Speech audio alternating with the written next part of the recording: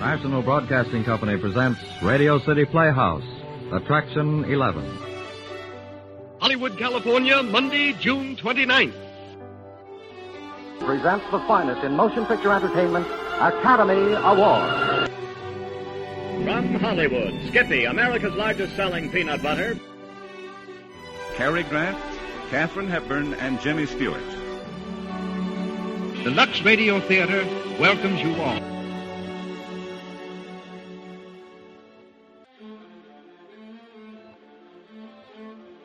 Hello everyone, and welcome to Drama and Theater, brought to you by Dwayne Old Time Radio. Before we get to today's drama, if you enjoy what I'm doing, let me ask you to subscribe to my channel. Subscribing is 100% free, and you will receive notifications on new posts. Lastly, if you have a moment, write a short 1 or 2 sentence review or give a rating on your preferred podcast service. A positive review or rating would help me out a lot. And now, on to the show. Oh yeah, and thanks for your support. I really do appreciate it. Happy May, everyone. It is spring, at least here in the U.S. And we're going to start the month with 2 episodes from Lux Radio Theater. The first one is titled Beloved Enemy, December 27th, 1937.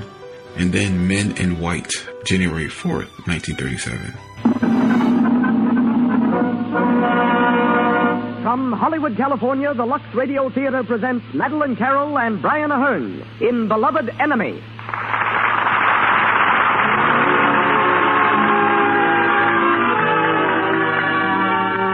Lux presents Hollywood. The makers of Lux Toilet Soap appreciate the loyalty that you have shown for this fine beauty care. Loyalty which enables them to bring you the Lux Radio Theater every Monday night.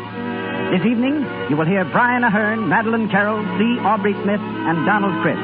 As guests, Ted Lesser, head of Paramount's talent department, and Walter Hoffman, creator of special battle effects you see in films. Our music is directed by Louis Silvers. And now, our producer. Ladies and gentlemen, Mr. Cecil B. DeMille.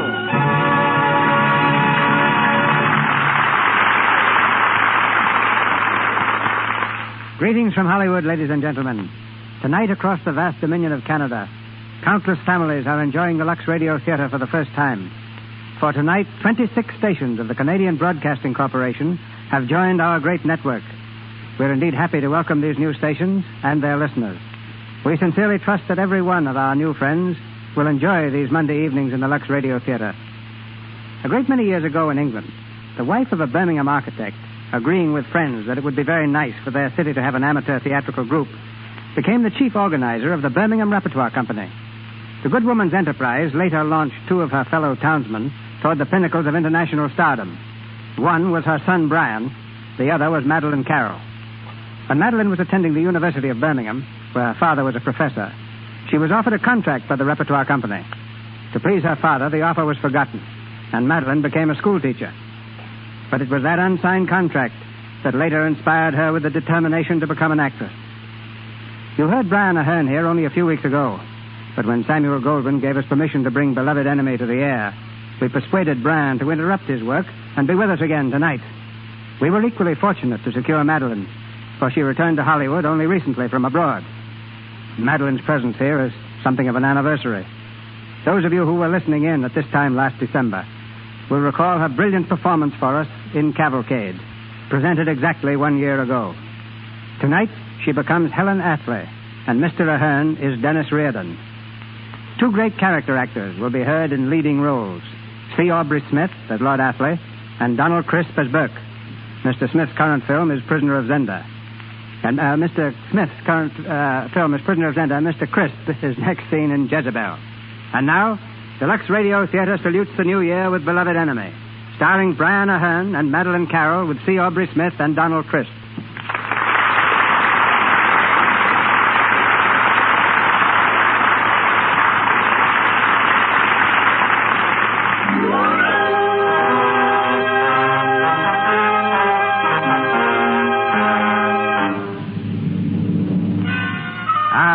In the year 1921, the fog-filled streets of Dublin echo to the martial sound of British troops, arriving under cover of night to stem the tide of Irish rebellion. On the side of Ireland, a young man fights blindly for his country's independence. A leader of the cause, he's unknown to the British, but known and loved by the Irish. The British ever catch him, the British don't know. He'll stick with Dennis Reardon. Aye, Dennis Starman. Dennis Reardon. In the cold gray light of morning, after a night of terror, Dennis Reardon stands in a doorway, his hand raised to knock. He hesitates for a moment. Behind that door is a young wife, now a widow. He knocks quietly and the door is opened. Dennis, come in. What is it, Dennis? What's wrong? Kathleen. Where is Sean? Where is my husband? He's gone, Kathleen. Along with Donegal and Murphy. They did it themselves at headquarters. They did it? Aye, they blew up the place. Oh. They had to, Kathleen. It was a raid. They were raided by the British. If the records were found, it would have meant more lives than 3. And perhaps the end of the cause. Where is he? Can I see him? No, Kathleen. They were crazy. No, they were brave men. And you're crazy too, Dennis Reardon. Oh, can't you understand? He was my husband. I loved him. Quiet, girl. Oh, what do you know about love? You've never let it come near you. You're ready to a cause. What good is that cause to me when he's dead? He's dead. Mother? Take hold of yourself, Kathleen O'Brien. That was a great noise, Mother. It's over now, boy. Go back to sleep. It's all over now. Is me father home, Mother? No, Father. Then can I sleep in a big bed till he comes? Yes. Yes, Father. I'll have to be going now. There's a meeting of the committee. We'll not be forgetting him, Kathleen. Nor will I.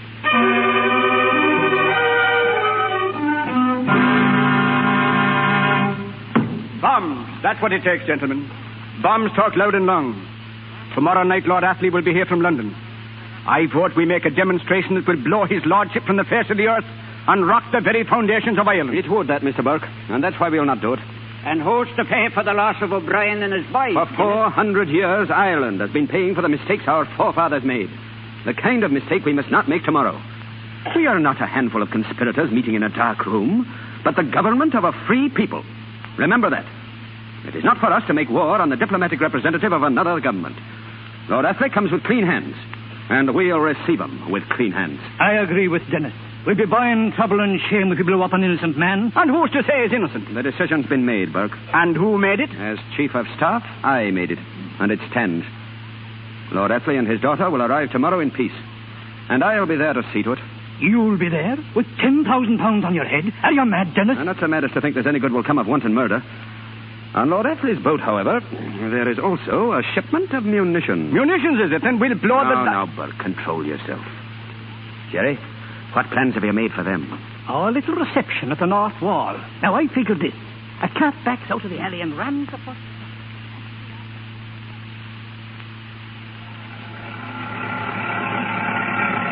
I'd feel a lot better, Lord Athley, if you and Helen were in the armored car back there. Nonsense, Colonel, nonsense. But riding up here, sir, with the munitions, it's not safe. I've never ridden in an armored car in my life.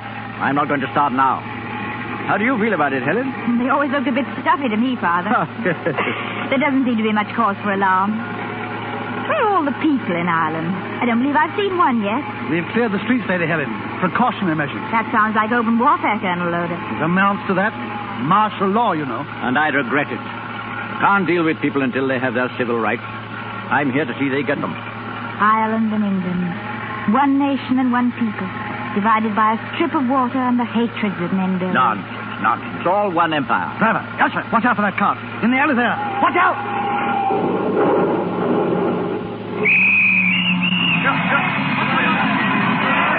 Derek, street there.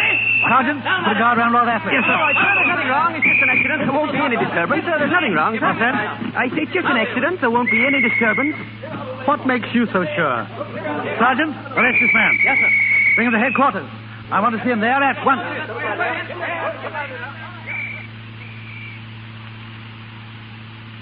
And there you have it, Lord Athley. May have been an accident. Then again, you never know. Armored cars may be stuffy, but they're safe. My apologies, Colonel Loder. Our apologies, Colonel Loder. Here's the prisoner, sir. Bring him in. Go on. Stand over there. What's your name? Dennis Reardon. What? You're taking a dangerous name, young man. The best is none too good for me. Did you find anything on him, Sergeant? Just these letters. Let No me arms, see. sir. Thomas Casey, medical student. Well, Mr. Casey, what were you doing back there? Well, I was riding the pusher. And, Pusher? A bicycle, my lord. Go on. Well, I was riding the pusher, peaceful as you please, when all of a sudden I heard a crash. Brakes screaming and cars stopping. So I stopped. And then, would you believe it, I was hoisted into a lorry, pusher and all, brought up here and asked what I was doing back there. You see, Lord Athley, you can't get a thing out of them. I'll let him go. All right, outside. Go on. Go on home. Oh, wait. Don't you think you ought to give him back his pusher? Oh, thank you, miss. All right, give it back to him, Sergeant. Yes, sir. Thank you, miss. That's very kind of you. Go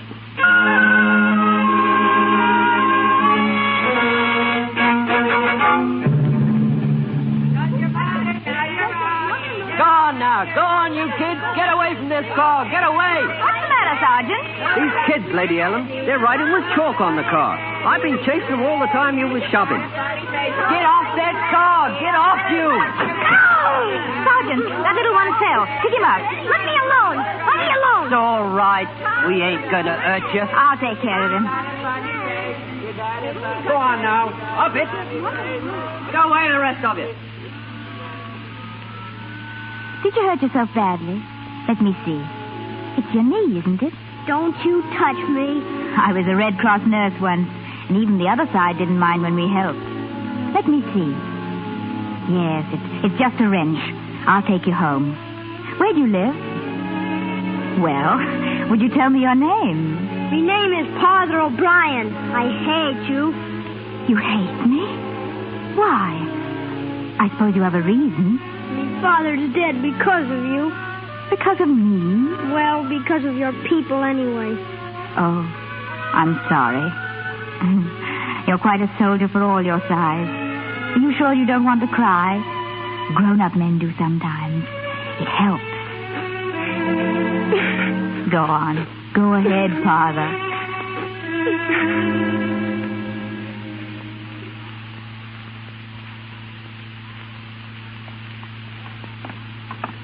Is this the house, Father? It is.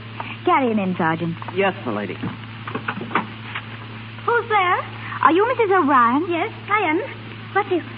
Father is hurt. Don't be alarmed. He fell and wrenched his knee. Put him down, Sergeant, and wait outside in the car. Thank you for bringing him home. Would you like to have a doctor see him? Thank you. We can manage ourselves. She's nice, Mother. She has a nice smell. You should be very proud of him, Mrs. O'Brien. He's like his father. Oh, good morning, Mrs. O'Brien. Could I be of any assistance?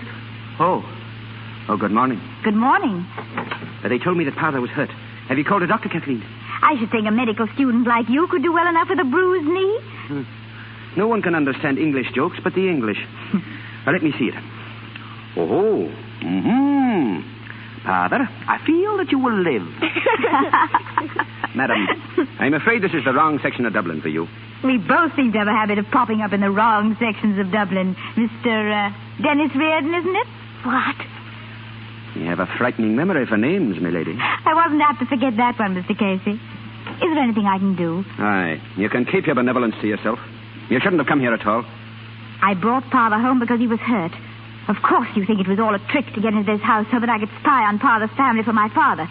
We especially hate little children whose fathers have just been killed.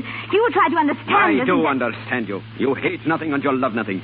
You live in your stuffy heads where no feeling ever enters. You people think you can kill us and still be our friends.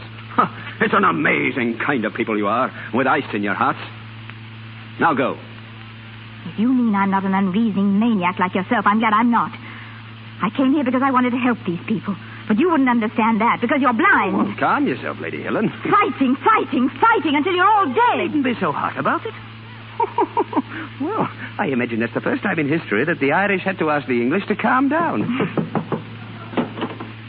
What is it, Sergeant? Beg pardon, my lady, but there's a crowd collecting around the car outside. I'll have to hurry to a garage or I won't get there at all. Oh. May I wait here, Mrs. O'Brien? You may. Thank you, my lady. A crowd, is it? Kathleen, will you let Lady Helen take your bicycle? Yes? It's in the alley. Can you ride a bicycle, Lady Helen? Yes. Must I? Well, we don't like crowds in front of our houses. I'll show you your road. Will you come this way?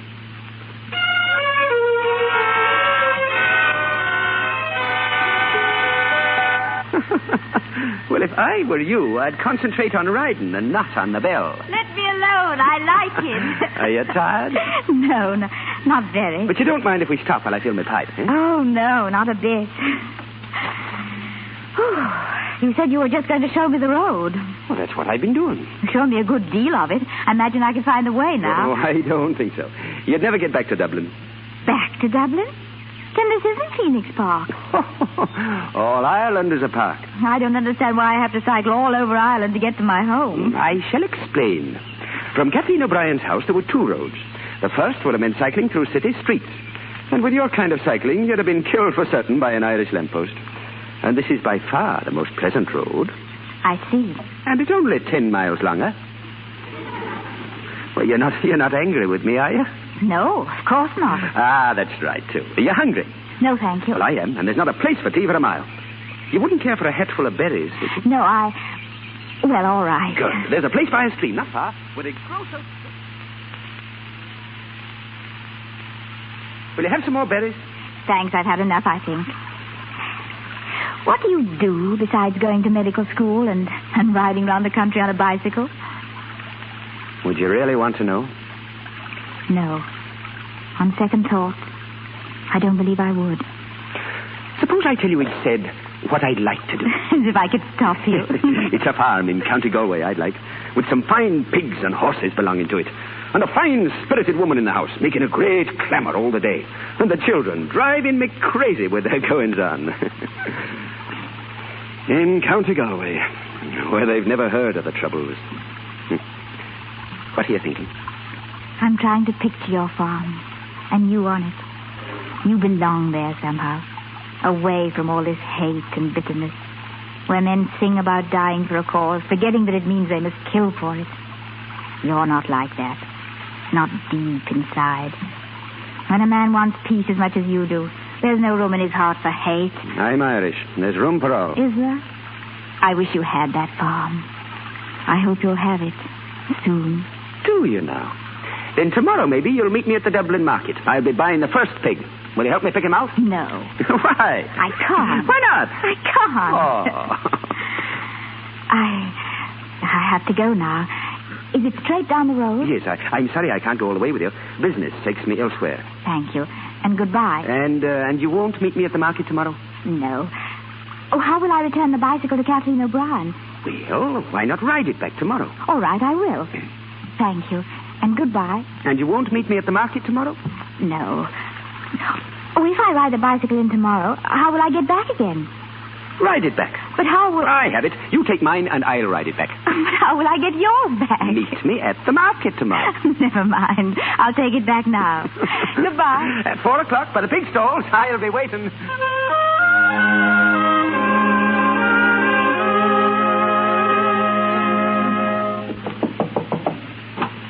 Hello? Father, are you up and around already? How's your leg? Oh, 'tis fine. Look, I brought you something. A present. Oh, thank you. But, I don't know if I should take it from an Englishwoman. Oh, that's all right. We're all friends now. Look, Father, tell your mother I brought back her bicycle. I had a lovely ride with With who?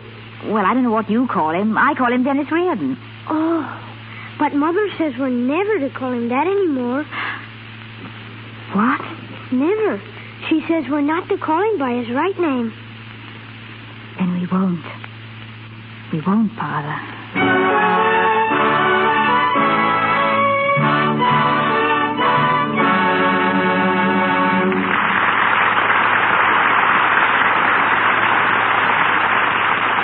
You have just heard Act 1 of Beloved Enemy. In just a few moments, we will continue with Act 2 of our play, starring Brian Ahern and Madeleine Carroll. But now it's intermission time in the Lux Radio Theater. While we're waiting for Act 2, we want you to listen in on Betty, who just got home from her job as a salesgirl in a popular Hollywood department store. Child, you look all in. Was it a bad day? Oh, you know, Mom, what the first week after Christmas is. Nobody ever guesses right about anybody else's size. And everybody comes back to the store to exchange what they got for what fits. Oh, my feet. Why don't you take a short nap, dear? I'll have dinner ready in half an hour. Oh, I'm too tired to even do that. Oh, there's the phone. I'll take it. Hello? Oh, hello, Bob. The Trocadero? I'd love it. In an hour. Goodbye.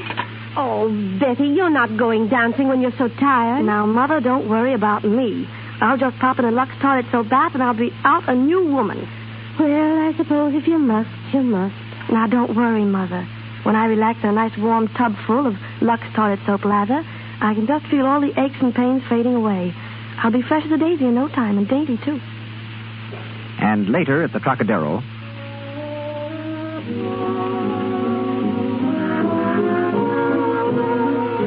Look, Bob, there's Joan Blondell.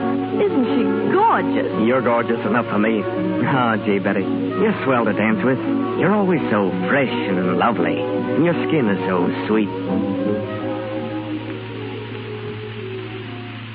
Yes, and smart girls all over the country follow Betty's example. But now, let's return to our producer, our stars, and play. Mr. DeMille? We continue with Beloved Enemy, starring Brian Aherne and Madeleine Carroll, with C. Aubrey Smith and Donald Crisp.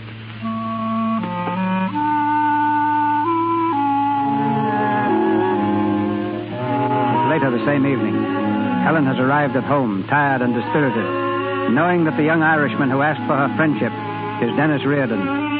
She's met at the door by a servant, who tells her that Lord Athley has been taken ill. She runs to his room and throws open the door. Father? Come in, dear. Are you all right, Father? All right, dear, yes. A little tired, that's all. And discouraged. Discouraged? You? Yes. This is the most hopeless position I've ever been in. I can't conceive a more dreadful situation. War's a filthy job, Father. You know that. War? It's Dennis Reardon. He's our war. Dennis Reardon, who strikes in the night and disappears like smoke in the fog. Father, you mustn't excite yourself. We've got to find him. If anything is to be done, we've got to bring that man to justice. Father, how can you hate so much? He's one man, one out of millions. And he believes he's right, just as you believe it.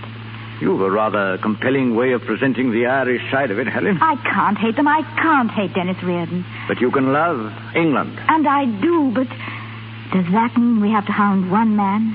Does it mean we have to sneak upon him in some alley, bring him to his knees with a bullet in his heart? Yes, Helen, yes. Because the lives of thousands depend upon it. Because men are dying all over Ireland. Because of him.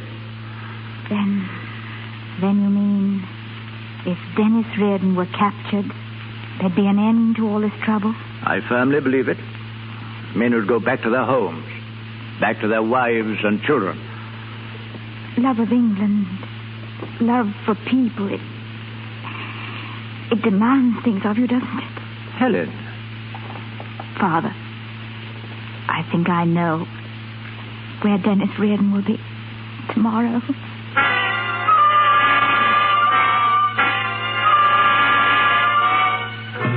Dennis Reardon in the marketplace he was. They almost had him that time. Dennis, he slipped right through their hand like a eel in the water. Got away, he did. Right through their fingers.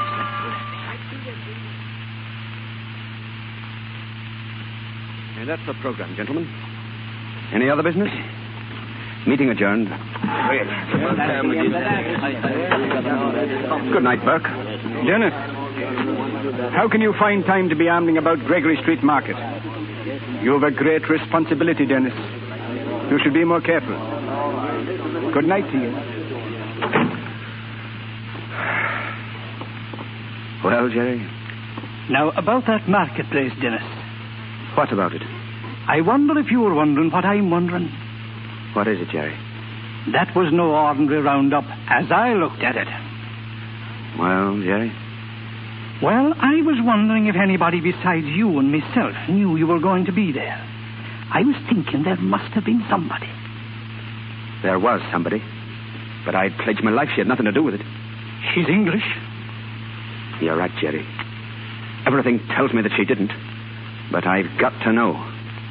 And there's only one person who can tell me. Herself? Herself.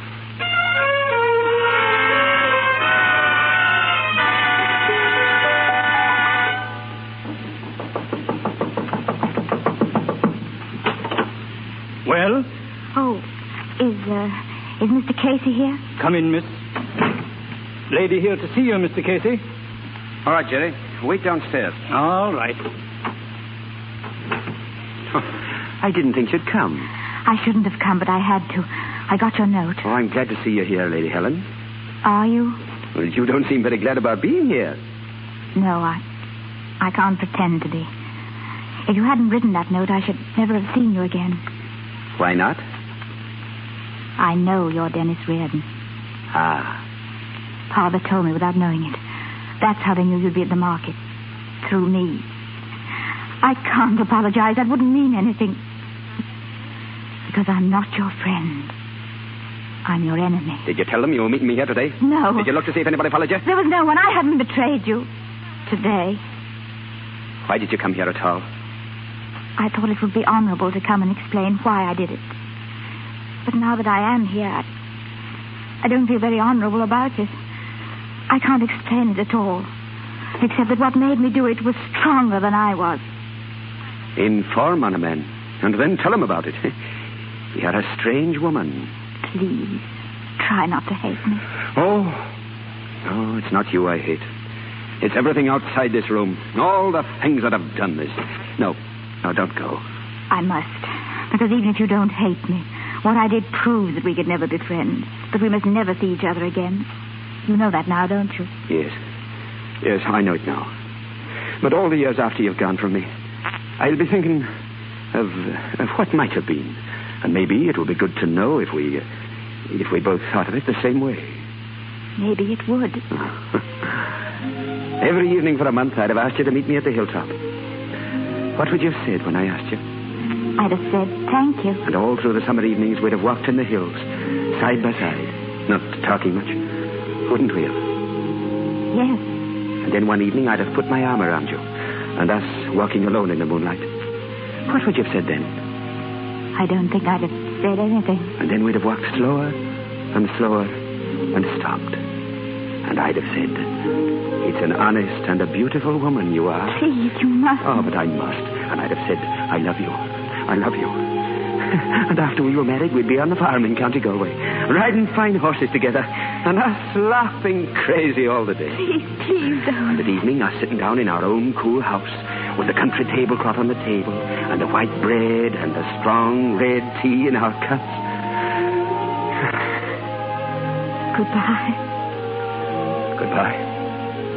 Oh, darling, God help us both. Helen. Oh, Helen. My darling.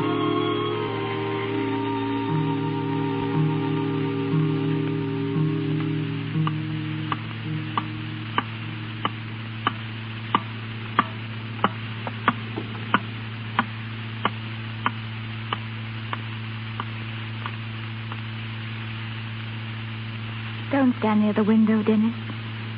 It's not a street in Dublin anymore. It doesn't look like any street in the world. Come here.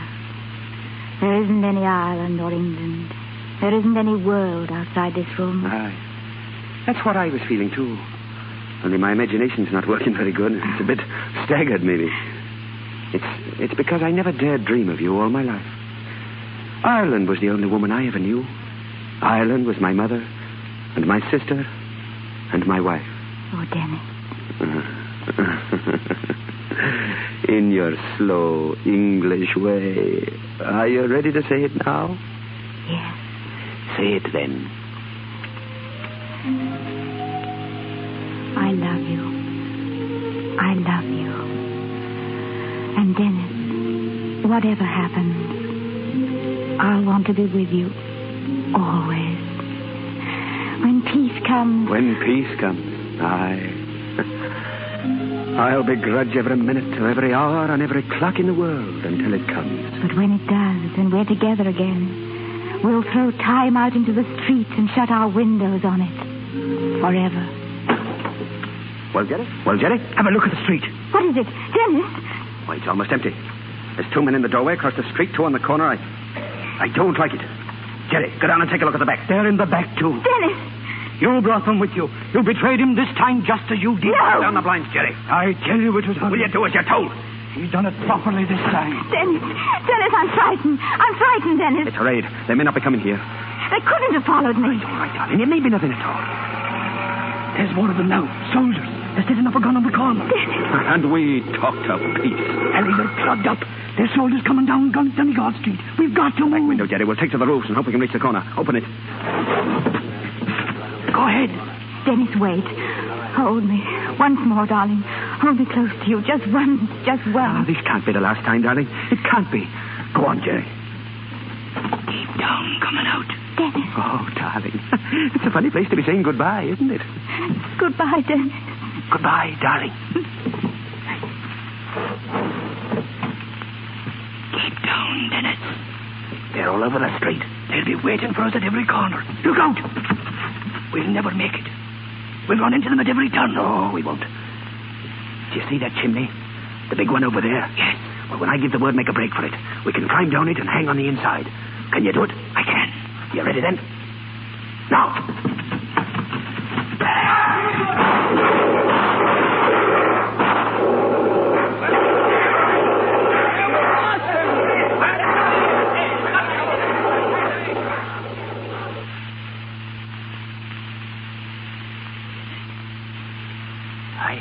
Do you suppose it's all right to climb out now? Aye. Oh, I'm that stiff in my joints. If I die before you, Dennis, will you do me a favor? Will you make sure that I'm not buried hanging up? Faith, that was a near thing, Dennis. 'Twas a wonder we weren't killed entirely. The chimneys was quick thinking, and I'm grateful to you. But on the other hand, come to think of it, neither you nor I should have been in this neighborhood at all in the first place. You know I'd die for you, Dennis, if I was dying for the cause, too. Have you forgotten the cause, Dennis? Have you forgotten O'Brien? He died for you, Dennis. And Donegal and Murphy and the 18 lads at Duneen and the ones before them. Have you forgotten them all? Have you, Dennis? Jerry, on my honor, I'll never see her again. Ah, your word is good enough for me. And you have it. I'll never see her again.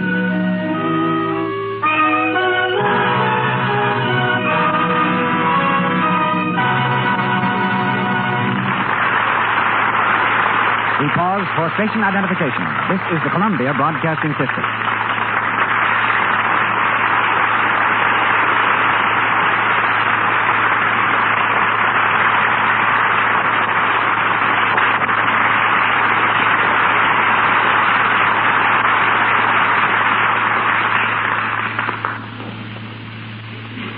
Madeleine, Carroll, and Brian Ahern returned to us shortly in the third act of Beloved Enemy. But now, during intermission time, let's take a glimpse behind the scenes of Hollywood and learn something about a little-known phase of picture making. Standing watching the crow's nest of every studio, like the lookout man on a whaling ship, is the talent department, scanning a sea of new faces, hopefully waiting to capture another prize with a well-aimed contract. The head harpoon man at Paramount was once a New York attorney whose name is Ted Lesser. He says a newspaper, 100 years old, brought him to Hollywood. How'd that happen, Ted? About a year and a half ago, CB, I had occasion to go to Philadelphia. There I found that old newspaper with a record of an amazing trial. It gave me an idea for a story. Very shortly thereafter, I met William LeBaron, head of production for Paramount. He agreed it would make a great picture and suggested that I write it. I called it Souls at Sea. Writers have turned from stories to executive positions in every branch of the industry. In fact, many years ago, Bill LeBaron, whom you just mentioned, used to write vaudeville acts with me for Jesse Lasky. So I suppose you went from writer to head of the talent department. Huh? Correct. And when I told Mr. Zucker that among my legal clients had been Jack Benny, Burns and Allen, the Easy Aces, George Jessel, Fred Allen, and a number of other radio favorites, he suggested that I find some more favorites for Paramount. But this is the first time I've ever been asked to talk about it on the air. You picked the right program. You bet. It didn't take me long to discover that Lux and Talent have been keeping company in Hollywood for a long time. Talent knows the importance of a fine complexion, and Lux Toilet Soap knows how to protect it. Now, apart from appearance, Ted, just what do you look for in a newcomer? Well, a certain amount of individuality, always coupled with determination. As soon as they come to Paramount, we start them in our school, where they learn dramatics, voice, and dancing. If we're right, it doesn't take long before our young cubs show particular talent in one of these departments. The case in point is Olympe Bradner. Olympe came to us as a dancer, but her ability as a dramatic actress so far outshone her dancing that we cast her opposite George Raft in Souls at Sea. Well, two things are certain every Friday at Paramount. Fish on the menu and your weekly auditions. Yes, they're both institutions. The purpose of the auditions being to acquaint producers and directors with the merits of new talent. We present the boys and girls we've selected from all sorts of sources. Radio, vaudeville, stock companies, little theaters, and some plain home folk who are brought to our attention. Our producers have been most generous about giving these young players opportunities. And you, CB, your willingness to give a newcomer a chance is proverbial in Hollywood. For example, 3 weeks ago, you gave a little girl named Jane Dewey a chance to appear in our auditions, with the result that she'll have a role in a forthcoming picture. Proving that all producers and directors are on the alert for new personalities. And by the way, that was a very interesting couple we heard last Friday. Quite a combination, weren't they? Particularly when you know their history. The girl, Terry Ray, was discovered serving sandwiches at one of our local drive-in restaurants. The young man who played the love scene with her is, on the lot, Michael Brooke. At home in England, he is the Earl of Warwick, who got his first acting chance in The Buccaneer. A democratic place, Hollywood, where a little waitress plays a scene with a British peer, each hoping to get a part in a picture. Thank you, C.B. Thank you, Ted.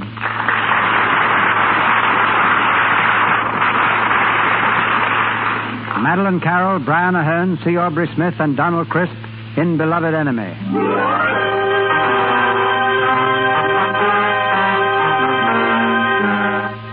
Despairing of peace in Ireland, Lord Astley is returning to England with a recommendation for drastic military action. The boat plows heavily through Dublin Bay.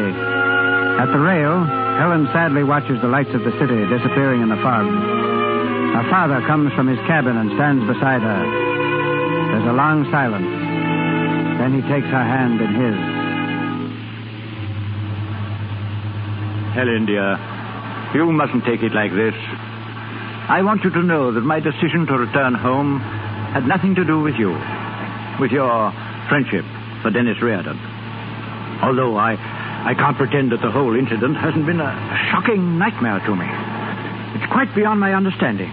There's no need for you to understand it now. You mean by that it won't happen again? Yes.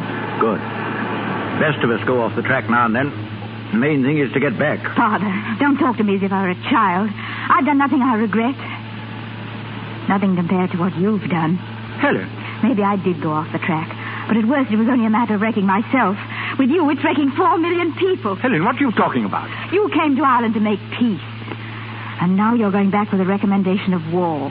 Drastic military measures, you said.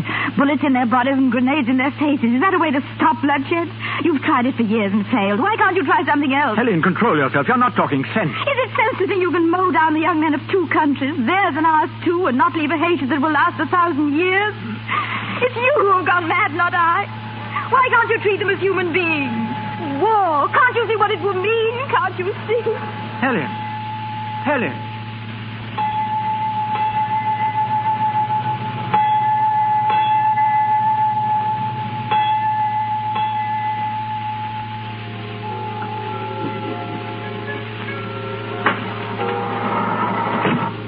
Good evening, Lady Helen. Won't you come in? Is my father still in the council room, Preston? Yes, they've been in there all day. He telephoned me to meet him here.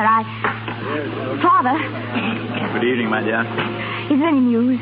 Very good so far. The commission has agreed to talk it over with the Irish delegates. You've done it. That's wonderful. Now, don't be too optimistic, my dear. It'll only be a temporary truce. Nothing may come of it. We've merely guaranteed them a safe conduct if they'll come here for conferences. But they must. If they do come, we'll have a reception for them at the house. Our house? Yes. He'll be with them, Helen. Dennis Reardon. I shall hold you to your promise.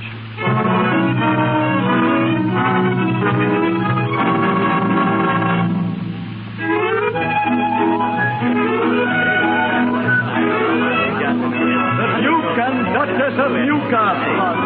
The Portuguese ambassador, Madame Zamora. Lord and Lady Belmont. Well, Lord Astley, any word of our friends, the Irish? None, except that they arrived this morning. Rather late. Awkward if they don't come. You know, I never thought... But tell me, is this Reardon really really coming, Dennis Reardon? I suppose so. Nobody's seen him yet. Harry, look. There they are at the door. All 6 of them. Yes, the tall one, red. They've come. Well, that's something anyway. Are we all together, gentlemen? Well, let's go through with it. And call it history we are making. Names, please. What names shall I announce? Liam Durek, Seamus Flaherty, Cahill McGarhall, Thomas Braga, Michael Cahallan, Donna Rehead. I beg your pardon, sir? Liam Durek, Seamus Flaherty, Cahill McGarhall. Never mind. Just announce the delegates of the Irish Republic. That's the fine spirit. The delegates of the Irish Republic. Republic. Delegates of a republic. What infernal cheek. Republic, indeed.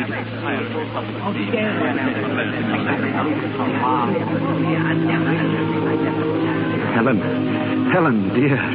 Don't look at me. Pretend you're watching the crowd. Welcome to England, Dennis. Ah, you're so beautiful. Oh, darling. If I could just touch your hand. Darling, if only you could. We can't see each other alone. I gave my oath. I had to do something like that, too. Do you want me to leave? No, please. Oh, it's torture, seeing you like this. It's better than not seeing you at all. Darling, what things in your life happened in this room? Over there's where I played the harp when I was 14. In a pink dress. And in that room? My mother's sitting room. I used to say my prayers in there before she died. Then... For 10 years, I never went into it once. Till now. And do you pray there now? For peace? And for you. I pray there for you. Oh, Dennis. Reardon. Aye? We've made our appearance here, and they've all had a chance to stare at us. I'm thinking if we're having a meeting tomorrow, it's time to go home. Very well. Good night, Lady Helen. Good night, Mr. Burke. Good night, Lady Helen. Good night, Mr. Reardon. And in our efforts to find a satisfactory arrangement, I claim the Irish delegates are reaching for the moon. The moon, is it? We ask for a republic and you tell us it's the moon.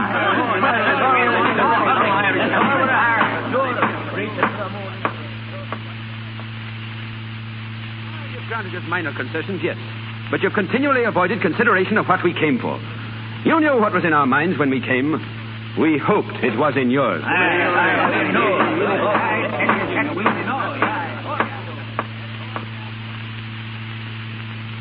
the face of this deadlock, I urge the leniency of our friends and beg the continuation of this conference tomorrow.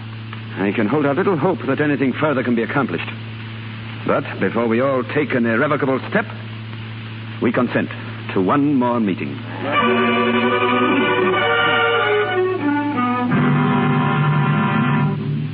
Sit down, Dennis. There's nothing to be gained but pulling a long face. They sent their best against us and we didn't flinch. What I want to know is, are we going to compromise with them? We're not. There's half of us wants it and there's half of us doesn't. Dennis Reardon has the deciding vote, and we know his feelings. Am I right? Dennis, here, where are you going? I'm going for a walk. At this hour of the night? I've been cooped up in rooms with people for 4 days. I want to get out by myself. A word with you, Dennis. Come here. Maybe I don't know your mind. Maybe you're willing to sign that treaty. But remember this, you took an oath. And if you break that oath, you'll be a dead man the minute you set foot in Ireland. Ah, get out of my way.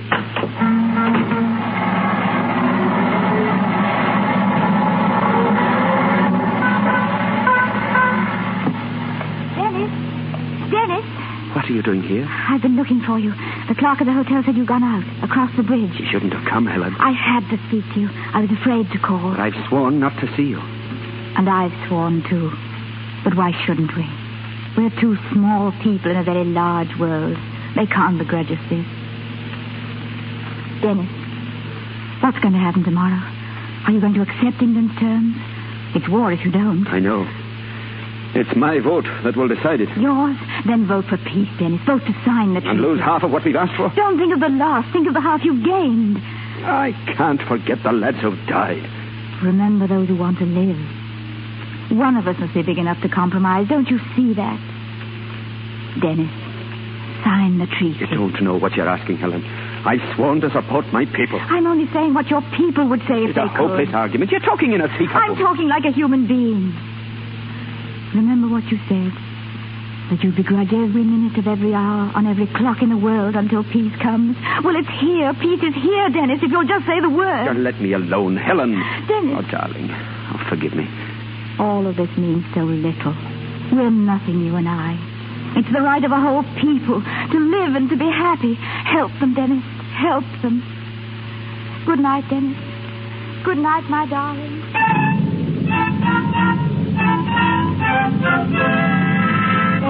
In the paper, Irish agree to sign treaty. Dennis Reardon signs treaty today. England will sign first. The pen, Lord Astley. Thank you. I really don't know what my party will say to this. It's political suicide for me, Mr. Reardon. Perhaps for both of us. Did you say political, Lord Astley? The pen.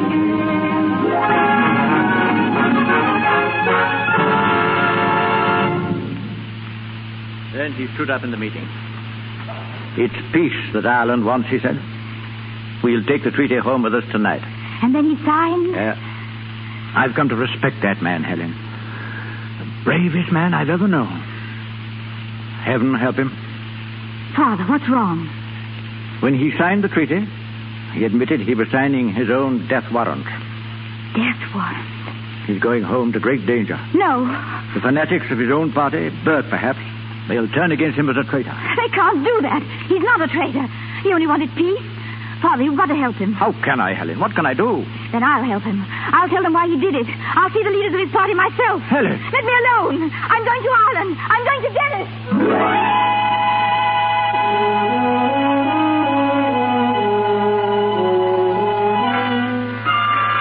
It was inside the tree, and a good thing, too. There's peace in Ireland. There's some don't think so. He's speaking tonight. A meeting in the square, speaking to the crowd. Aye, if a bullet don't stop him. A bullet? Aye, a bullet.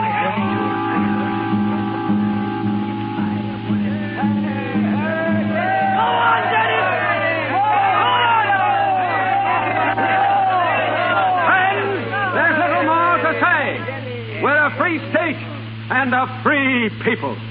The glory that is Ireland's now, we owe to those no longer here. The glory that will be Ireland's rests with you. We look to the future, to the youth of Ireland. For our land and our ideals are their inheritance.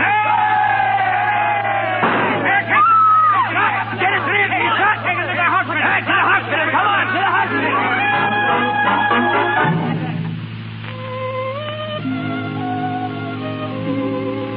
Dennis. Oh, I'm glad you're here. Now shut your eyes and be very quiet. It's such a little time to see you. It's always such a little time. Our love's been like Solomon Grundy's life. Born on Monday, married on Wednesday, and on Sunday. It's been a funny kind of love. A funny kind of love. We knew in the beginning. We never had a chance. We're going to have our chance now. Oh, Dennis, we're going to live with each other the way other young people live. Oh, my darling, when you're well, we'll never talk about anything important again. Your hair is such a fine color. I never had the time to tell you. You will. And that's a pretty dress you're wearing. I like your dresses. Just wait and see the dresses I'll wear for you.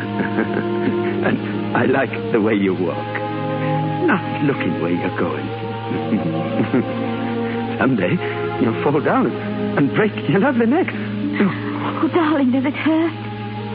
No. It's funny. We said goodbye to each other every time we've met. It's not goodbye. We'll always be with each other. Always. That's right. We'll never say goodbye. Because we'll always meet again. Somewhere. Won't we, darling? Yes. We'll never say goodbye. We'll always be together. Somewhere.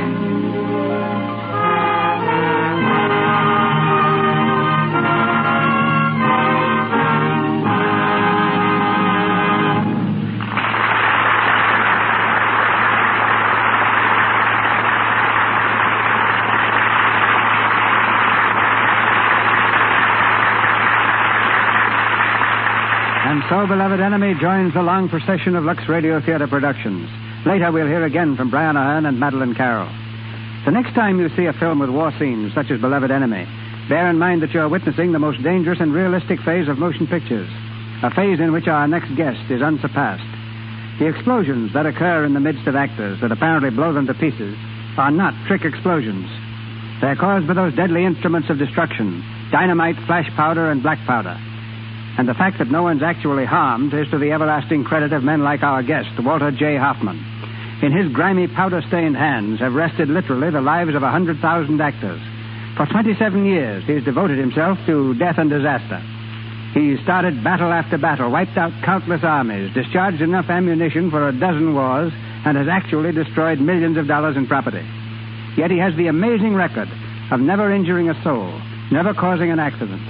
He created the battle scenes in The Birth of a Nation and helped me in one of the first pictures I ever made, The Warrens of Virginia. And so I've gone to him ever since. In the old days, we called him Slim Hoffman, and he bore the title of Powder Monkey.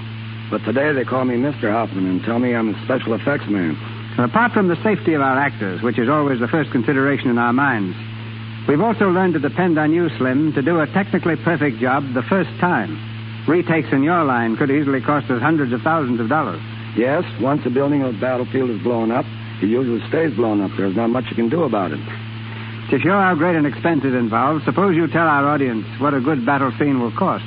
Well, here's an idea of the amount of money I blew up in All Quiet on the Western Front. 61 tons of dynamite at $340 a ton, 20 tons of gunpowder at $800 a ton, and 16 tons of smoke powder at $2,000 a ton. And that doesn't begin to show the value of what those explosives blew up. When you get orders to prepare a battlefield for battle, how do you go about the big blowout or blow-up? I do exactly what I did for you in the Buccaneer. You told me how many long shots you wanted and how many close-ups. And then I planted the charges of explosives accordingly.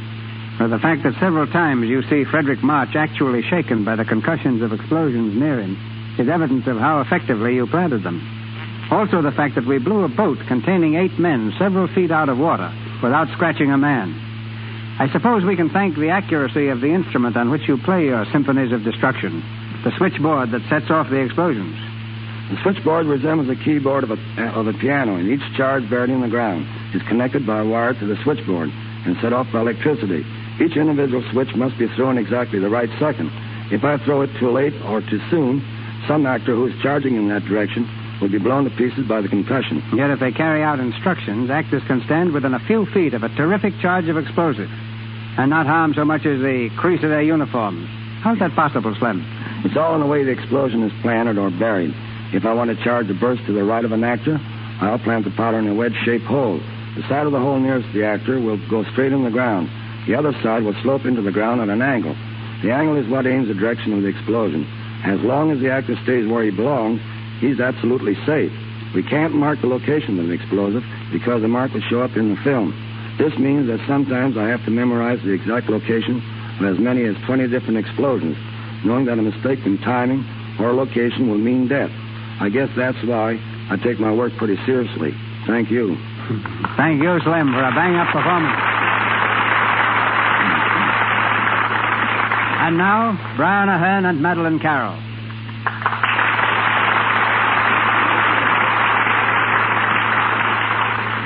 The last time I was here, Mr. DeMille, I played an Englishman to an Irish girl, but tonight I'm quite on the other side of the fence. I feel especially glad to have had the opportunity of playing my old part in Beloved Enemy this Christmas, because in a world which lies in the shadow of wars and threats of wars, it's a story which reaffirms the Christmas message of the necessity for peace and goodwill among men. I would like to wish you, Mr. DeMille, and everybody in the Lux Radio Theater tonight, and all those who may be listening in, a very happy New Year. Thank you, Brian. And now, after 4 months abroad, Miss Carroll, you should have a lot to tell us. Before I do that, I want to say that while it's been just 1 year since I was here last, I haven't forgotten this program or the products behind it, Lux Toilet Soap. I'm sincerely glad of the opportunity of telling you how much I enjoy using it. And as for the trip abroad, I was greatly impressed by one thing. Wherever I went, I was always asked the same question. What do the American people think of us? I realized then as never before what a responsibility we of the films have. In our small way, we can be ambassadors of goodwill, not only for Hollywood, but for America. And I did my best to tell them how eager this nation is for friendship and harmony.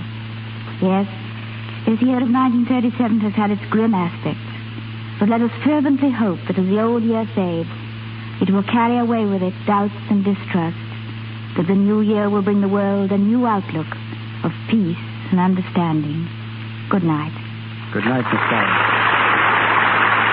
Miss Carroll appeared for courtesy of Walter Wanger Productions. Mr. Ahern is now making Merrily We Live at Hal Roach Studios. C. Aubrey Smith is from Selznick International Studios and Donald Crisp from Warner Brothers. Louis Silvers is from 20th Century Fox Studios and was in charge of music for their new picture, Love and Hisses. Back again to Mr. DeMille. The Lux Radio Theater starts its new year with a flourish next Monday night when we bring you Claudette Colbert, Fred McMurray, and Walter Connolly. The drama in which you'll hear them was originally written as a novel by that master Booth Tarkington and later became a hit film. A simple, tender romance of universal appeal. The story of a small-town girl who tried so hard to be worthy of the man she loved. Its title, Alice Adams.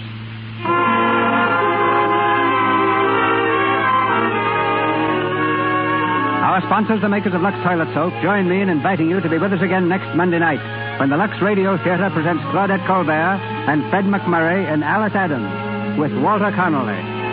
They join me also in saying thanks to you for your support of their products, which enabled them to bring you this program throughout 1937. With your help, they'll make 1938 the greatest year in the history of the Lux Radio Theater, a program dedicated to your entertainment. It's the sincere hope of all of us who work continually here in the Lux Radio Theater with this weekly presentation that the new year will bring all of you the things you most desire, the things closest to your heart. This is Cecil B. DeMille saying good night to you from Hollywood.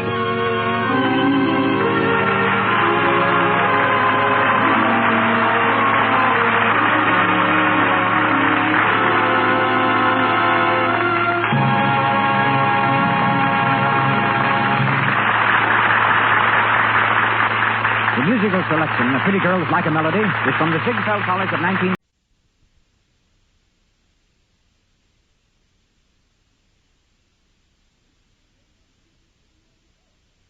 Hollywood, California, Monday, January 4th.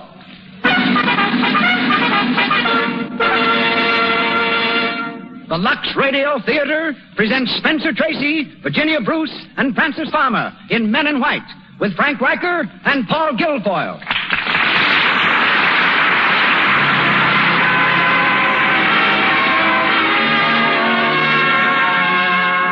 Presents Hollywood. Our stars, Spencer Tracy, Virginia Bruce, Francis Farmer, Frank Riker, and Paul Guilfoyle. Our guests, Dr. Frank G. Heiser, distinguished physician and author of An American Doctor's Odyssey, and Miss Edith Head, motion picture dress designer.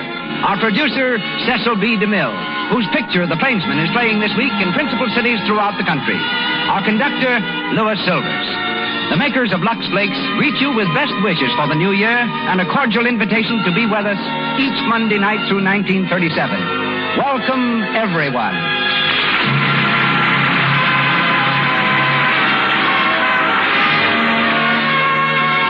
How many times have you asked yourself this question? How can I dress smartly on a limited budget? Well, here's an answer in just 2 words. Lux Flakes. These gentle, effective soap flakes, free of harmful alkali, keep your washables looking fresh and just like new so much longer. Don't forget, anything safe in water alone is safe in Lux, the economical way of dressing smartly. And now, the producer of the Lux Radio Theater, ladies and gentlemen, Mr. Cecil B. DeMille.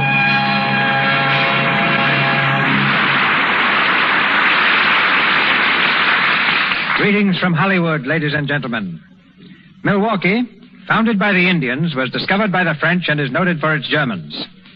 But one of the natives of which the city is most proud is an Irish-American named Spencer Tracy.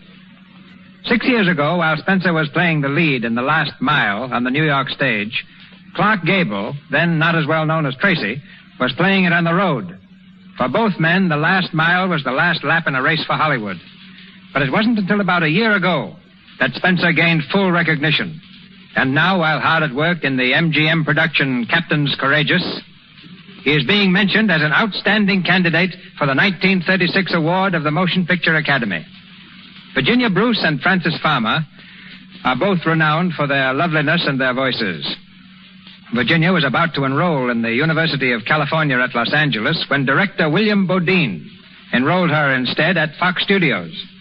Broadway then reversed the usual order, took Virginia from films, and made her a showgirl in 2 Ziegfeld productions. Returning as an MGM star, her latest picture is Born to Dance. Frances Farmer is that handsome young lady from Seattle who is probably the screen's outstanding find of 1936. Not long ago, this Paramount discovery returned to Seattle to see herself in her recent picture, Come and Get It. It was shown at the same theater in which she once worked as an usher, earning part of the money which put her through the University of Washington.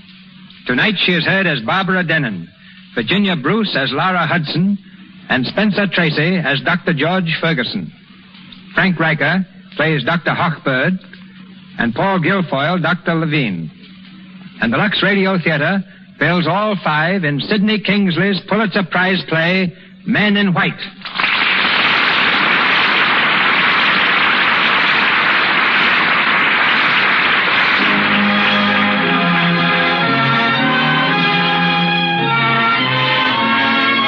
We're in the softly lighted chapel of a medical school in New York. It's near the finish of the graduation ceremony, in which a score of hopeful young physicians are to receive the reward of their years of study. Among the graduates is George Ferguson, high in his class and higher in the estimation of his instructors. He stands with his fellow students as they recite the words of the Hippocratic Oath, an oath to which physicians have bound themselves since the days of ancient Greece.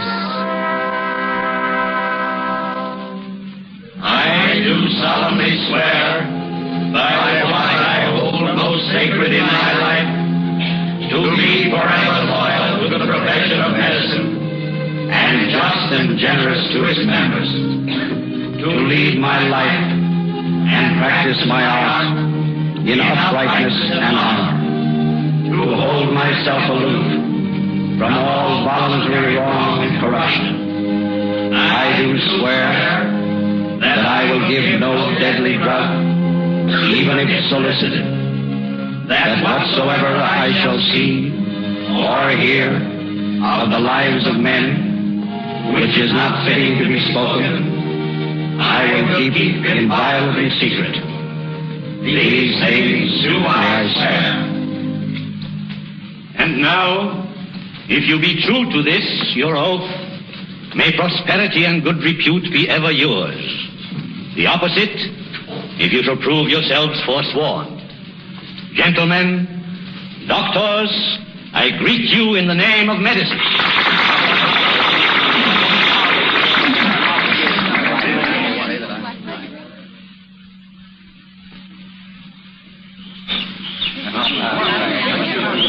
Ferguson. Oh, Ferguson. Yes, Dr. Hochberg? Congratulations, my boy. Thank you, Doctor. I don't mind telling you it feels pretty good. I know. Well, you're going into St. George's Hospital for your internship. You mean you fixed it for me? It didn't take any fixing, my boy. They want you there. So do I. Now, you'll work for me for a year if you want to. If I want to. I'm the luckiest man in the world. Thanks. Well, then a year or so in Vienna with von Eiselberg. You haven't changed your mind about that? Oh, no. I'm still going to go if I can manage it. Good. Good. Well, what about Laura? Does she know George? Oh, sure. Why, Dr. Hochberg? Oh, nothing. I just wondered. Oh, yes, I know what you mean. No, Laura's all right. She understands. It'll be a long time yet before you're ready to practice. I've told her that. We've been over the whole thing a dozen times. I'm glad. Laura's a fine girl, George, but, well, I wouldn't want anything to interfere with your studies. I know. I've plenty to learn yet. Plenty to read. Whole libraries full. I'm looking forward to it, and so is she. Fine. I like to hear you talk like that. It leads me to expect big things of you.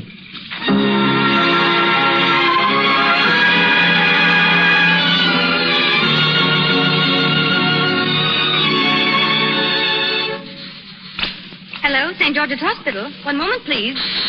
St. George's Hospital? Who? One moment, please. I'll see if I can reach him. Hello, Miss Sharp. Will you try to reach Dr. Ferguson on the call system, please? On the call system. He's not in his office. Thank you. Hello? One moment, please. St. George's Hospital. Dr. Ferguson. Hello? Ferguson talking? Hello? Ferguson talking? Yes. Who? Oh, I see. Why, ask him to come in sometime this afternoon. Hello, switchboard. I'm in the library. Be here for about 10 minutes. Right. Oh, George. Yes, Dr. Hochberg? George, I want you to meet Dr. Levine. Dr. Ferguson. How do you do, Doctor? How do you do? Dr. Levine has brought some x-ray plates, both lungs. Will you take a look, George? That shadow there. The right apex. Yes, I was afraid of that. Oh, don't be an alarm, Miss Levine. Have you examined the sputum? I brought a specimen. My microscope is broken. Well, we'll look at it here. You take it, George. Certainly. I'll have the path lab check up on this. Is it anything important? My wife. Oh. I'll attend to it at once, Doctor. Thanks. Do you think if I came back this evening... Oh, sure, yes. The report will be ready then. Drop into my room, 106. 106? That's my old room. You interned here? Are you the Levine? Why, of course, sure. Bellevue, aren't you? Yes, 23. Yes. Professor Jury mentions you quite often. Jury?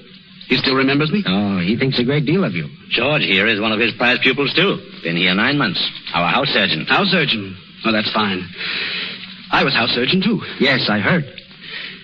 You're going to study abroad, Dr. Ferguson? I hope so. I planned to study with Sauerbruch in Germany, but I couldn't get there. Where are you going? To Vienna. I'm going with von Eiselberg. And a wife along to keep him company. Oh, you're going to be married? Yes, it'll be a honeymoon trip. You'll find it difficult mixing the two. I know von Eiselberg. It's going to be very difficult. You don't know Laura. And after a year in Vienna, I'm working with Dr. Hochberg. So you see, the real labor won't begin till I come back from Europe. Oh, I'll drive you, George, with a whip, huh? Lucky. Yes, I once looked forward to all that. Well, come on, Levine. We'll go down to X-ray and read these pictures properly. And don't worry about the specimen, Doctor. Thanks. Remember, there's only one Hochberg. Every minute with him is precious. I know that. Goodbye, Doctor. See you tonight. Dr. Ramsey. Dr. Ramsey. Hey, George. Dr. Ramsey. Yes, Shorty? Who was that, Max Levine? Yeah. I heard of him. He was headed to be a big shot around here. Yes. Looks like he doesn't own a dime right now. Whatever happened to him, do you know? Oh, what's the difference? Ferguson. Yes, Doctor. I just saw 401. It's a mighty sick boy. May need another transfusion. We'll have to go pretty deep to find a good vein, Dr. Gordon. That's just what I'm worried about. If it comes up tonight, I want you to be here to do it. Tonight? Yes, there are 3 donors on call. Well, this is my night out, and my fiancée has made arrangements. I'm afraid I won't be here. I'm sorry, Ferguson. When the house needs you... I'd like to, Doctor, but the same thing happened last week. I can't disappoint my fiancée again, or I won't have any. Dr. Gordon, couldn't I do that transfusion? I'm afraid not. Ferguson has followed the case from the start. He knows the veins we've used. Well, what do you say, Ferguson? All right, I'll stay. Thanks. See me in my office about 8. One night a week off, and It's tough, George. Sorry I couldn't help you out. Dr. Ferguson. Dr. Ferguson. Dr. Ferguson. Hello. Oh, hello, Laura. No. It's all right. Where are you, upstairs? How's your father? All right. I'll be right up, yeah. Dr. Ferguson. Where's Dr. Ferguson? See you later. Here, what is it? Dr. Ferguson, a woman just came in on emergency with a lacerated throat. She's bleeding terribly. Dr. Crane told me to tell you that he can't stop it. Get her up the operating room, quick. Yes, sir. On your toes, Shorty. Get everything ready. Right. Mac, McDonald. Right here. Locate the staff anesthetist. Operating room B and on the run. It's emergency. Come on, now go on.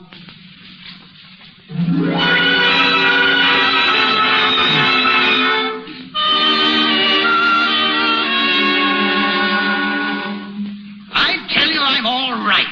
Never felt better in my life. Sure, you feel fine.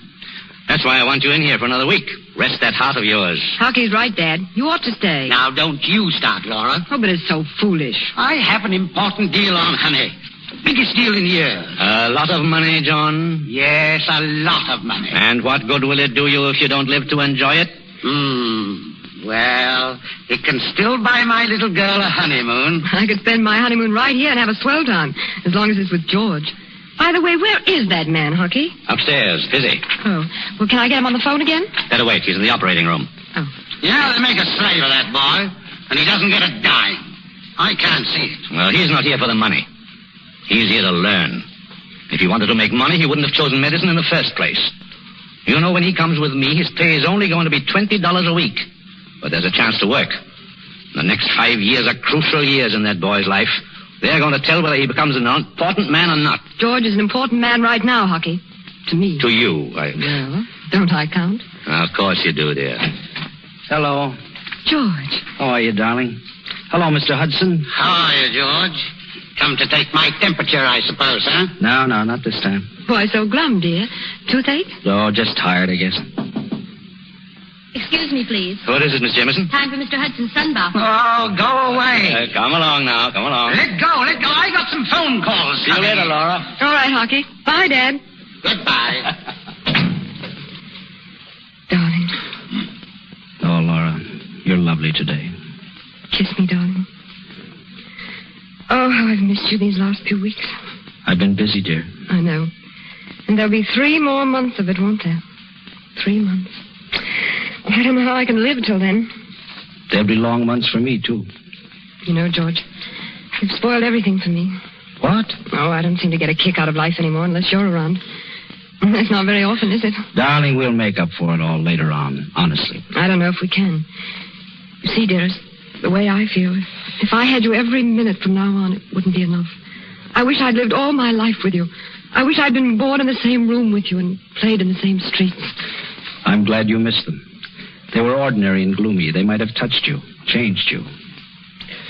Look at me, Laura. About 7 months ago, there was a boy here who had been blind from birth.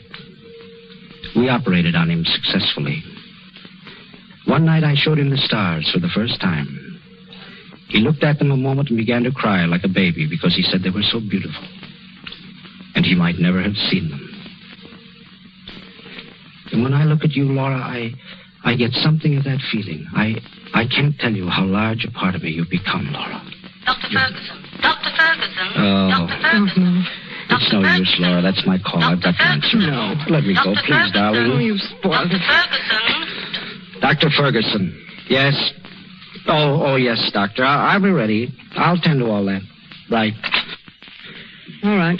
Go on. Go to work. I won't be needed for half an hour yet. Well, I have to go to my hairdresser's and make myself beautiful for tonight anyway. Laura, dear, What a night we're going to have. Doris asked us over there, but I want you to myself. Laura, I've got some bad news. Now, you won't be upset, will you? What is it? I can't make it tonight. I have to stay in.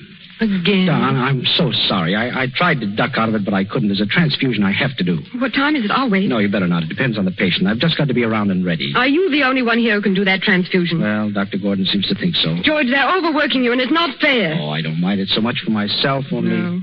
Well, I do. I was planning so much on tonight. Well, don't you think I was, Laura? All week I've been looking forward to it. Yes, I know. George, I'm so low. What's our life going to be like? Well, pretty grand, I should say. How can it be? How can it? Oh, dear. Now, we'll go out tomorrow instead. Saturday's more fun anyway. Well, it's not just tonight. It's all the night. Darling, you're exaggerating now. No, I'm not. Well, what do you expect me to do? I want to get out. I want to enjoy myself, but I can't. That's all. I can't. George, I know this is important to you, and if it's going to help you, I can go on like this for another 3 months, for another year and 3 months. But when we come back to New York, let's arrange our lives like human beings. Well, you can open up an office and have regular hours, specialized. Well, if I work with Hochberg, darling, I won't have the time to go into practice. That's just it. I know hockey. I'll never see you then. But, Laura...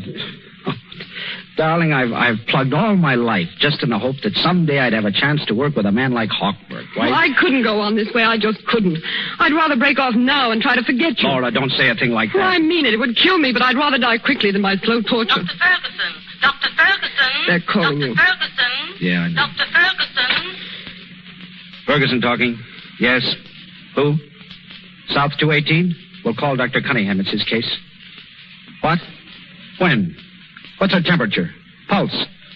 Did she ask for food before she became unconscious? No more insulin. Absolutely. I'll be right down. No, I have to go now, Laura. Please don't worry. Laura, I'm speaking to you. Oh, as bad as that? Yes. Well, things will straighten themselves out. No, they won't. I'll see you tomorrow night, dear. Right? Yes, but think it over, George. We'll have to come to some decision. Oh, Laura, will you please? I mean it, absolutely. All right, Laura. All right.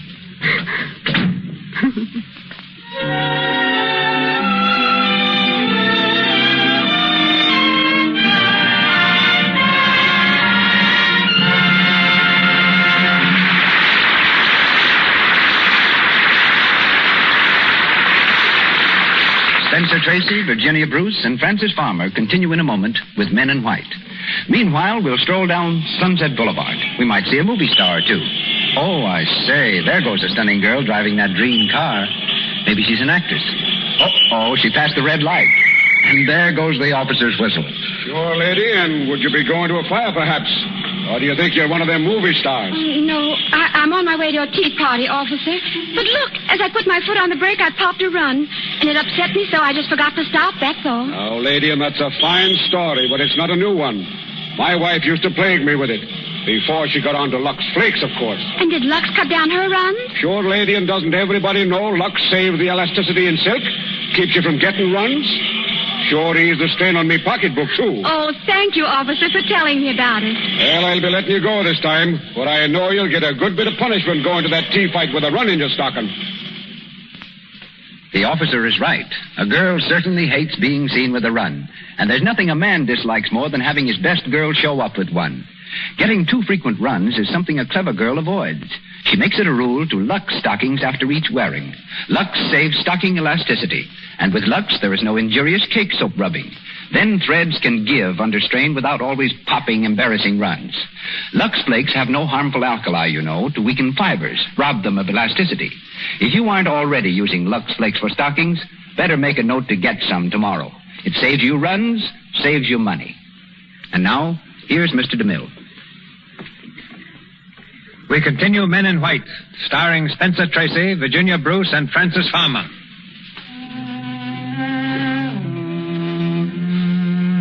It's a few minutes later. In room 218 South, a little girl lies unconscious in her bed.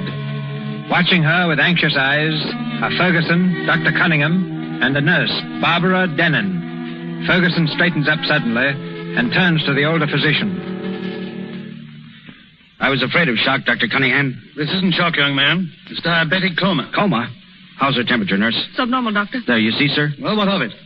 Nurse, prepare some insulin. 40 units. I beg your pardon, doctor, but isn't insulin contraindicated here? No, it's our last chance. Doctor, I mean no offense, but I've studied this case history. It looks like shock, not coma. Suppose you let me handle this case, young man. Prepare that arm, nurse. What? Yes, sir. No.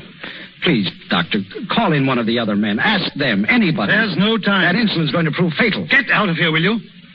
I don't want any interruption while I'm treating my patient. Give me that hypo. I say no. Get away from that patient. Here. What are you doing? Take your hands off. Stand over there and don't bother me. Nurse, shock position, quick. Yes, sir. Floor nurse. Yes, sir. Sterile glucose, quick, and a hypo of adrenaline. There's glucose here, sir, already. How much? 50 grams. Good, half it'll do. Apply the tourniquet, right arm. Nurse, some hot packs and blankets. Yes, sir. Quick, come on now, hurry. What do you think you're doing? I'll have you brought up before the medical board. I'll have you thrown out of this hospital. You can't... All right. Have me thrown out. I don't care. But you're not going to kill this baby. I've never heard of such a thing. Why? You ready, nurse? Yes, sir. Let's have the glucose. Swab that arm. Never mind the iodine, just alcohol. You'll pay for this, young man. That patient's life is in your hands. Blankets and hot packs, doctor. Yes, cover her up. Hot packs all around her. A hypo of adrenaline is already, doctor. Give it to me.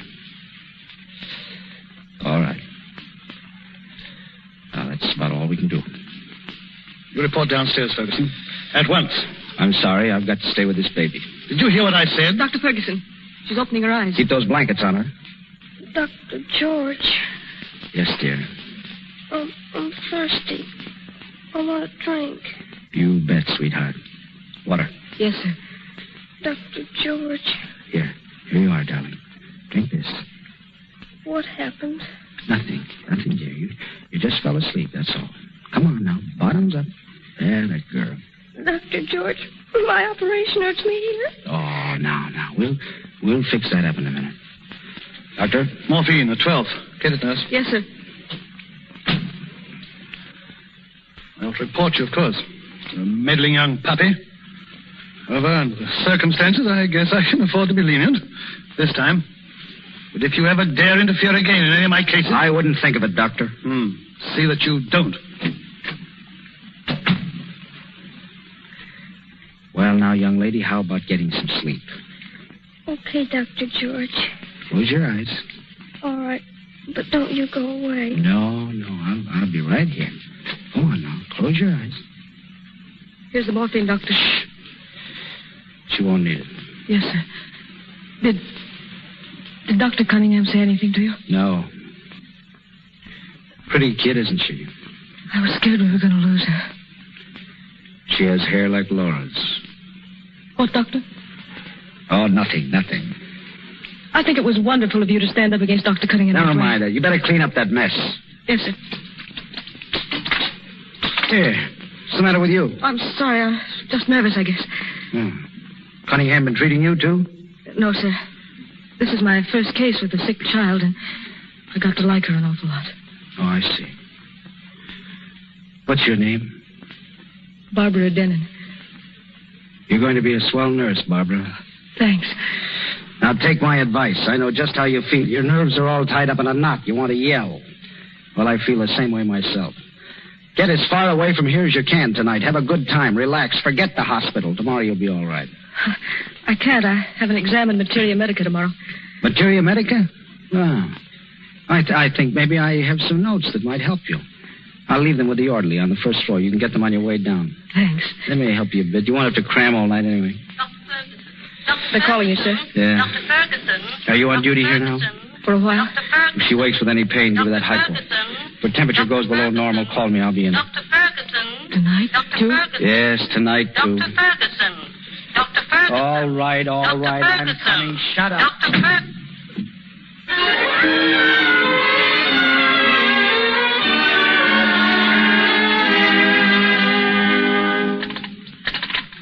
Hello. I'm trying to get Atwater 90032. Hello. Hello, Laura. How are you, dear? Feeling better? Well, look, dear, I can make it tonight after all. What? Oh, don't be silly. But, darling, we'll work that out. Now, listen, Laura, that chance to work with Hochberg is one of the best breaks I've ever had. You don't expect me to throw it over like that at a moment's notice? No, darling. I don't want to even talk about it tonight. I'm tired, Laura. It's been a rotten day. 3 operations. I just can't think. I can't make an important decision tonight. Oh, Laura. What are you doing? Punishing me? All right, then I'll call you tomorrow. Come in. Oh, good evening. I'm sorry if I disturbed you. Oh, no. Come on in, Dr. Levine. Thanks. Did you get that lab report on my wife? I'll see if it's ready. Hello? Path lab, please. Sit down, won't you, Doctor? Thanks. Hello, Dr. Finn? Ferguson. What about that sputum? Oh, it's under the microscope now. All right, Dr. Finn. Hurry it through, will you? Thank you. It'll just be a few minutes. I hope it's nothing. Poor Catherine. She's had so much. Things were so different when I was here. Before I married. Yes, Professor Jury told me. Jury? Oh, I know just what he says. Levine, the fool. Wealthy mother, chance to work with Hochberg, to be somebody. Threw it all away for a pretty face. Your mother? She hasn't come around to your way yet? No. When I married Catherine, my mother disowned me. It must have broken her heart. But still, she was doing the right thing from her point of view. Poor Catherine. I didn't count on that. East Side, tenements, 50-cent patients, poverty, dirt, struggle, and human sacrifice. Medicine. Why do we kill ourselves for it? I don't know. I often wonder myself whether it was worth the grind working my way through college and med school. Med school, too? Oh, yes. I don't see how you kept up with classes. I managed. Terrific grind. Well, it wasn't much fun, but still, I guess it's the only thing I really want to do. My father used to say, above all is humanity. He was a fine man, my father. A small-town physician, upstate.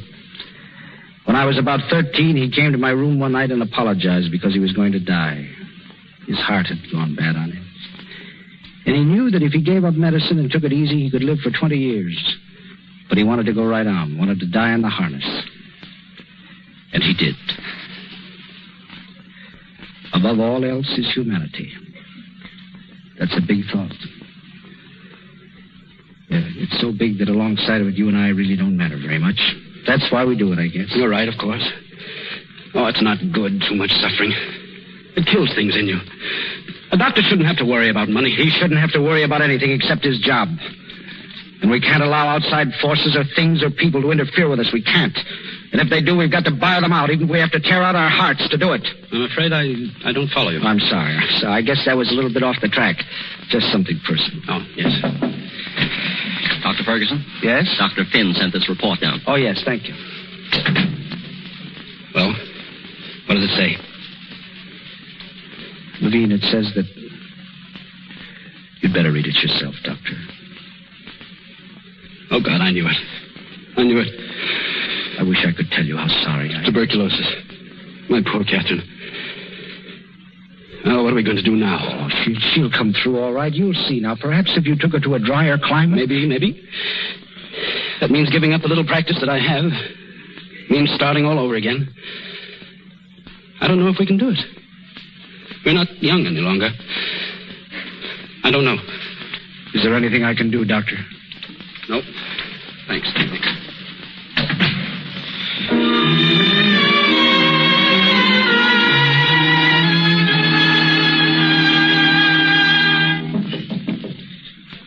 Who is it? Hello. Oh, hello. I came down for those notes. Oh, yeah. Oh, yes, of course. I forgot. Stupid of me. Let's see now. What was it? Materia Medica? Yes. Well, I had them here someplace. Well, I hate to disturb you. That's all right. Pathology, histology, no. Well, there's too much trouble. Materia Medica, here. There you are. Thanks. Not at all. I hope there's some help. Is there anything wrong? What? Anything wrong?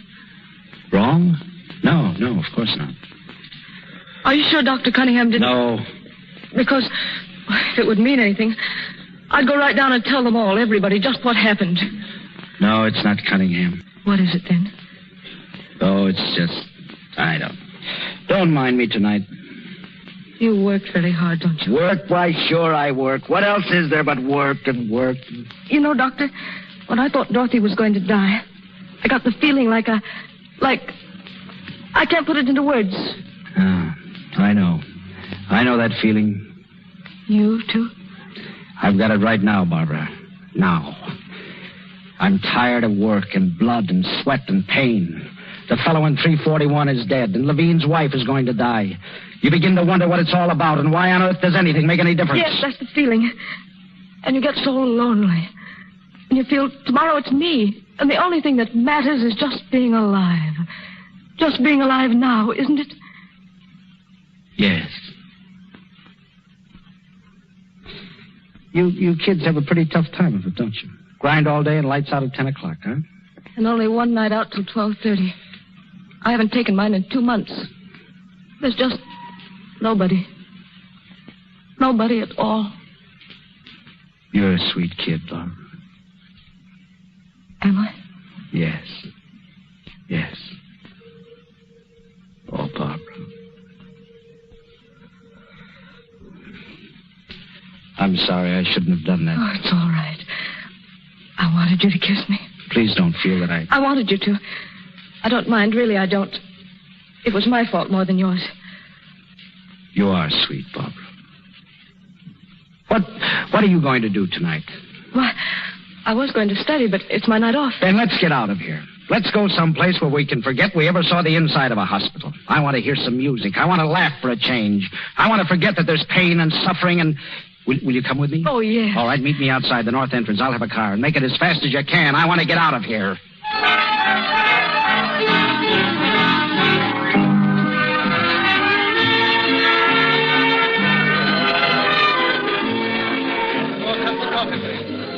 What are you thinking about? What? Oh, nothing much. You're so quiet. You're not having a very good time, are you? Sure. Aren't you? Grand. I'm not very talkative. Oh, I don't mind. Just being here with you, I guess I'm too talkative. You could do a lot better than me. There must be plenty of fellas at the hospital. No. At least I haven't met them. But I've seen you so often, worked right next to you. You didn't even know I existed, did you? Sure I did. I'm glad you found out, though. You're a funny kid. I guess you think I'm pretty fresh telling you this, but I don't care. It's the truth. Let's have another, shall we? Oh, I don't think I should. Oh, sure. Hey, waiter. Yes, sir. How about a couple more here? Yes, sir.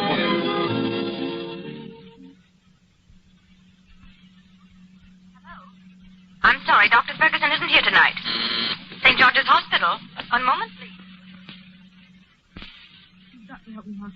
That's why I came back here tonight, to see you and to see George. He isn't in. I know, but I'm going to wait for him. And just what you want me to do, Laura. Advise him not to study, not to spend a few years making himself... A few years? You say it so casually, as if it were nothing. It is nothing. A lifetime is nothing in the study of medicine. A good doctor must know how to... A good doctor must know how to cure people of disease and sickness. If he can do that, that's all he needs. Laura, you love George, don't you? Yes. And you want him to be happy? Well, of course I do. Why do you suppose I'm here now? Because I couldn't bear to think that I'd hurt him. But I know where his happiness lies, perhaps even better than he does. He wants to be a doctor, Laura. And he wants me. Oh, Hucky, I can make him happy. I know I can. If he goes into practice, we'll have some time to ourselves, time to do nothing. Laura, you don't know what that boy's work means to him. But I do. No, you don't. You don't.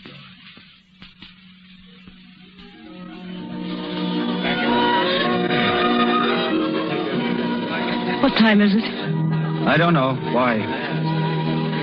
Don't you think we'd better go now, George? What for? We're not in a hurry. You came here to forget something. But you haven't forgotten it, have you? Oh, what's the difference? Oh, I'm sorry. You look so low and discouraged tonight. I thought if I went with you, I could help somehow. You really want to help me, don't you, Barbara? Oh, of course I do. If you'll only tell me how.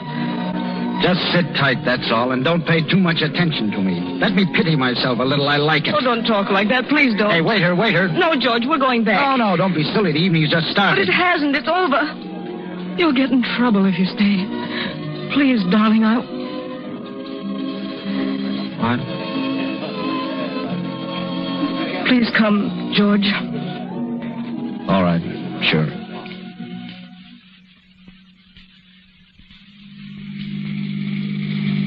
I think that was a policeman back there on that side street. What of it? You're going awfully fast. We're in the city now, George. It's all right. Let him stop me. I'm a doctor. I'm hurrying back to the hospital to watch people die. Slow down, please. There's a man in the public ward screaming in pain. A little boy who'll never walk. He hasn't any legs. George, stop it. Stop They're it. waiting for me. I've got to help them. I've got to sit by their beds and hold them down while they writhe in torment. I've got to...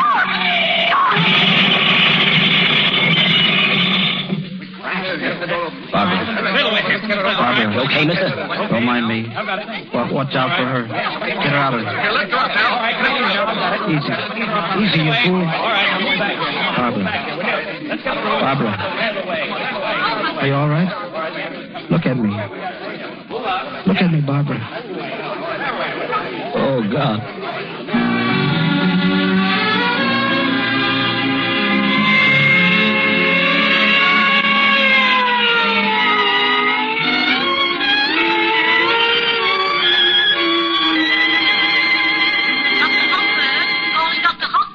Excuse me, Laura.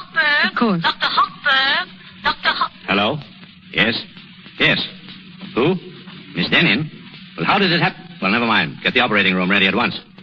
It's an emergency case, one of our own girls. A nurse? Yes. Hello?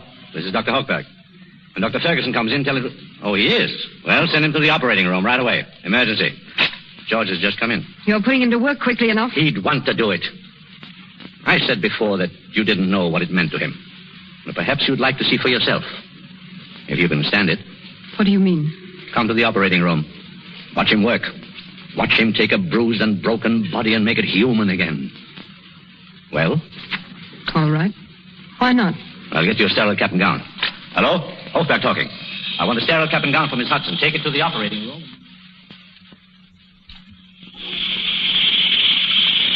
Carroll. Yes, sir. Nurse, where is she? Why don't they bring her in? They will in a minute. Did you see her yet? Yes, sir. A few minutes after you brought her in. How was she? Well, she's regained consciousness. She asked for you. She... All right, lay out the instruments. We mustn't lose any time. Come in. Evening, George. Good evening, Doctor. Laura. George, dear. What are you doing here? Well, Dr. Hochberg said I might... George, what's happened to your face? It's all cut. It's nothing, dear. On an automobile. We had an accident. Who, George? It's all right. Dr. Hochberg, the girl, she's pretty badly hurt. Concussion? Possible fracture. Laceration? Head, neck, and arms. It's pretty bad. The patient's here, Dr. Hochberg. Bring her in. Carefully, Miss Winston. It's all right, Barbara. You'll be all right, dear. Over here. How is she? George. Yes, Barbara. Oh, what's happened to me? It's nothing. feel so funny. I hurt George. And I can't. I can't. Now, we're going to fix you up, Barbara. You'll be all right. You won't let them hurt me anymore? Of course not. Will you be there? George, darling, please be there. I'll be there. Don't feel bad. It wasn't your fault. I wanted you to kiss me. Come on, put her on the table. Yes, sir. George, what did that girl mean? Laura, I'm awfully sorry. What did she mean? Don't touch me. You want to unsterilize my gown? Ferguson, we're waiting. We're ready, sir. Yeah, I'm coming. If you want to watch Miss Hudson, you'd better... No, thanks. I've had enough. I've had enough. Laura. Ferguson, are you ready? Yes, sir. I'm ready.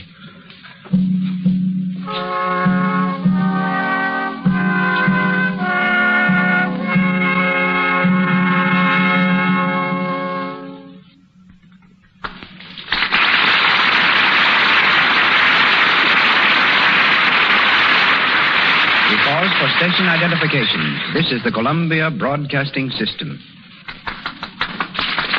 You're listening to KNX Los Angeles, the voice of Hollywood.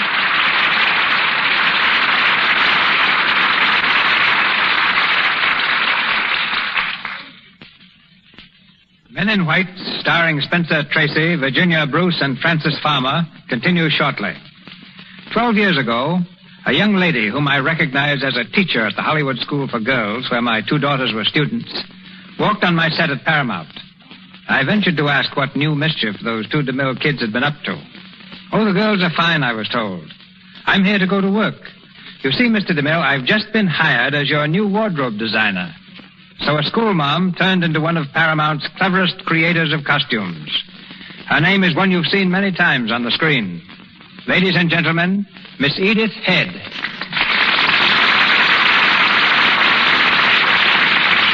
Thank you. You've been listening to a play about men in white, ladies and gentlemen. Here's something that may interest you about women in white. Women in white are very rarely seen in films because pure white is one of the most difficult colors to photograph. But in Jack Benny's new picture, College Holiday, you'll see a big dance number in which pure white is successfully screened. It's a dance that starts off with a Grecian ballet. That called for a background of white Grecian temples, white statues, warriors in white armor, and 60 girls in white wigs and immaculate white dresses.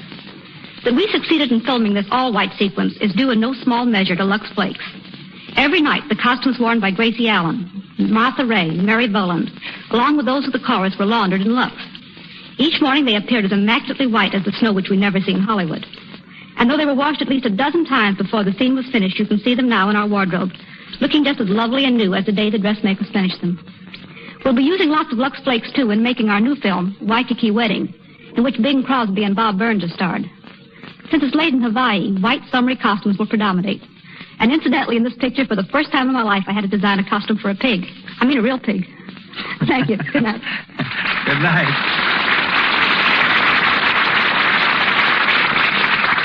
Back to Men in White, starring Spencer Tracy, Virginia Bruce, and Francis Farmer. It's early the following morning. George Ferguson, his face drawn with care, is just entering Dr. Hochberg's office. Oh, come in, George. How's Miss Denin? Her fever's down a little. Good. I hear you watched the case all night. Well, that was the least I could do. What a mess I've got her into, the poor kid. Here, now, don't take it like that. She was such a pretty little thing. Now, what's going to become of her? She'll never see again, I know it. Don't worry. We'll take care of her. We'll find something... I wasn't thinking of money. That's not going to help her much. What about her life? It's shot to bits. There's only one decent thing to do. I'm going to marry her if she'll have me. George, stop talking like an idiot. What about Laura? I'm going to marry that girl. What for? I have to take care of her, don't I? Oh, I see.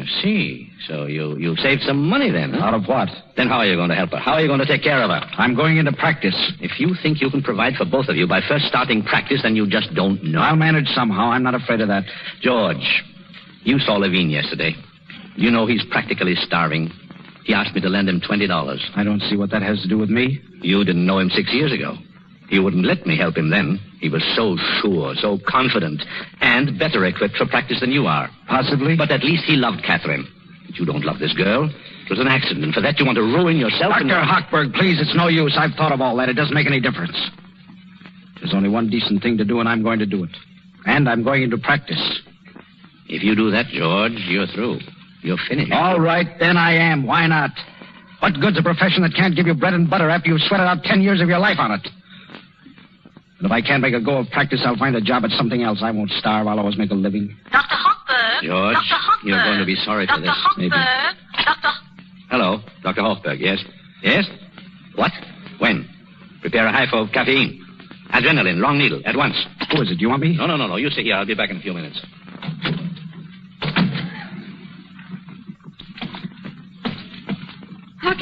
Hockey, wait. I can't stop now, Laura. Go to my office. George is there. But I don't want to see him now. I came to see you. You'd better speak to him. He's going to marry that girl. Oh. I'll be down as soon as I can, Laura. Dr. Ramsey. Dr. Ramsey. Dr. Ramsey. George. Oh, come in, Laura. I just saw Hockey. He told you? Yes, but I don't believe it. It's not true. It is true, Laura. I'm going to marry her, and I'm going into practice. Funny, isn't it? Only yesterday I asked you to do that, and you refused. Cases are different. I've got to do it now. How long have you known this girl? Does that matter? I've ruined her life. You love her, don't you? I love you, Laura. Yes, I'm sure you do. I don't care whether you believe it or not. It just happens that I do. Let go of my arm. You're hurting me. I'm sorry. I don't understand this, George. What's it all about? It doesn't make sense. Where did you go last night? What did you do? We went to a roadhouse. I asked her to go. I'd had a rotten day yesterday. Things kept piling up until I thought I'd bust. This kid came to my room for some notes. She was sympathetic, and she was lonely herself. She's in love with you? She thinks she is.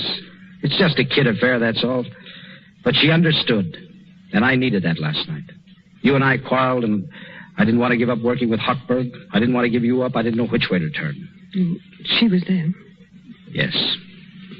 Still, you say you love me. If I hadn't, I'd have called quits yesterday. Told you I was going to work with Hochberg, whether you liked it or not, gone to Vienna alone. Well, why don't you go then? Go on and do it now if it's so important to you. I won't be around to distract you. Go on. But you won't. You're going to marry a girl you say you don't care for. All right, make your beautiful gestures. Marry her. I'm going to. You think you're being brave and strong, I suppose. But you're not. You're a coward. You're doing it because it's the easiest way out. Because you're afraid people will say things about you. Because you've no backbone. Yes, Laura, you're right. I have no backbone when I almost let myself be talked out of a chance to work with Hockey. And maybe to do something fine someday. But right now I have no choice.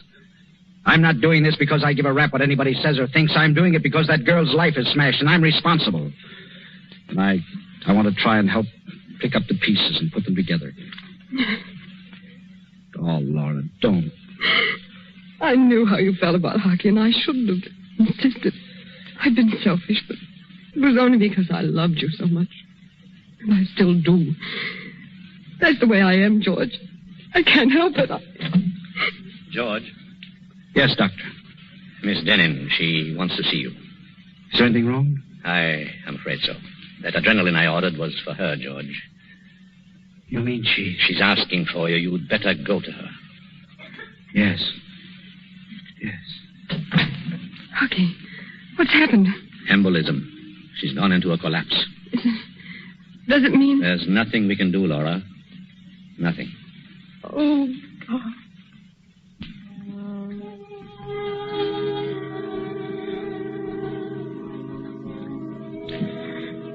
George? Yes. I asked them to send you to me. I didn't know. I wanted you to be near me. Just for a little while. You don't mind? Mind? I'm not afraid. I'm not afraid, George. But if I could just hold your hand. Barbara. Oh, Barbara. Don't talk, darling. I can call you that now, can't I? There's so little time left, and I've loved you for so long. You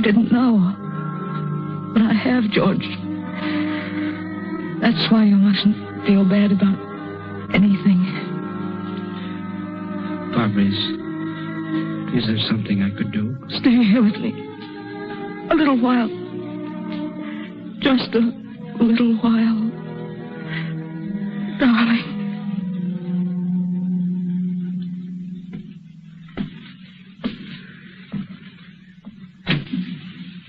George, dear. How is she, George? She's dead. Oh, darling. Only a few hours ago, she was pleading with me for a chance to live. She was so young, she didn't want to die. Stop it, George. Stop torturing yourself, please. These things happen. It might have happened to anybody. Couldn't we have done something, Dr. Hochberg? I tried everything. Caffeine intravenously, adrenaline directly into the heart. Useless. That little blood clot in the lung, and we're helpless. 40 years I've spent in medicine, and I couldn't help it. Then what's the use? What good is it all? Why go on? It takes everything from you, and when you need it most, it leaves you helpless. We don't know anything. We're only guessing. George, there isn't a man in medicine who hasn't said that and meant it for a minute. All of us, George. And you're right. We are groping. We are guessing. But at least our guesses today are closer than they were 20 years ago. And 20 years from now, they'll be still closer. That's what we're here for. There's so much to be done and so little time in which to do it. One life is never long enough. It isn't easy for any of us. But in the end, our reward is something richer than simply living. Maybe it's the kind of success that the world out there can't measure. Maybe it's a kind of glory, George. Yeah.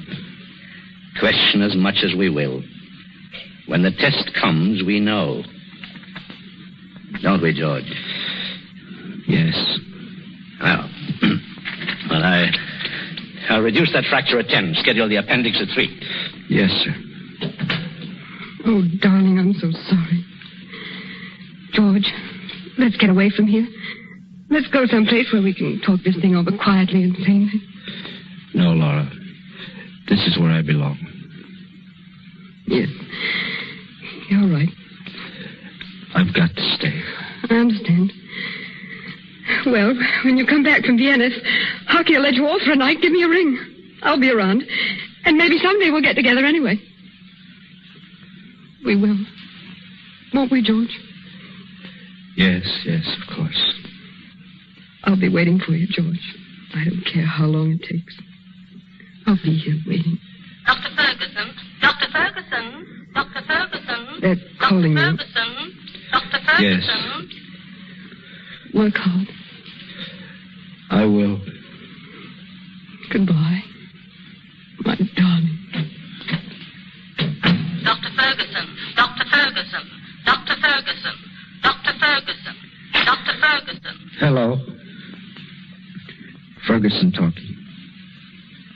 Yes. What's her temperature? Respiration. All right, keep your eye on her. Have an oxygen tank prepared and tell McDonald to stand by. I'll be there right away.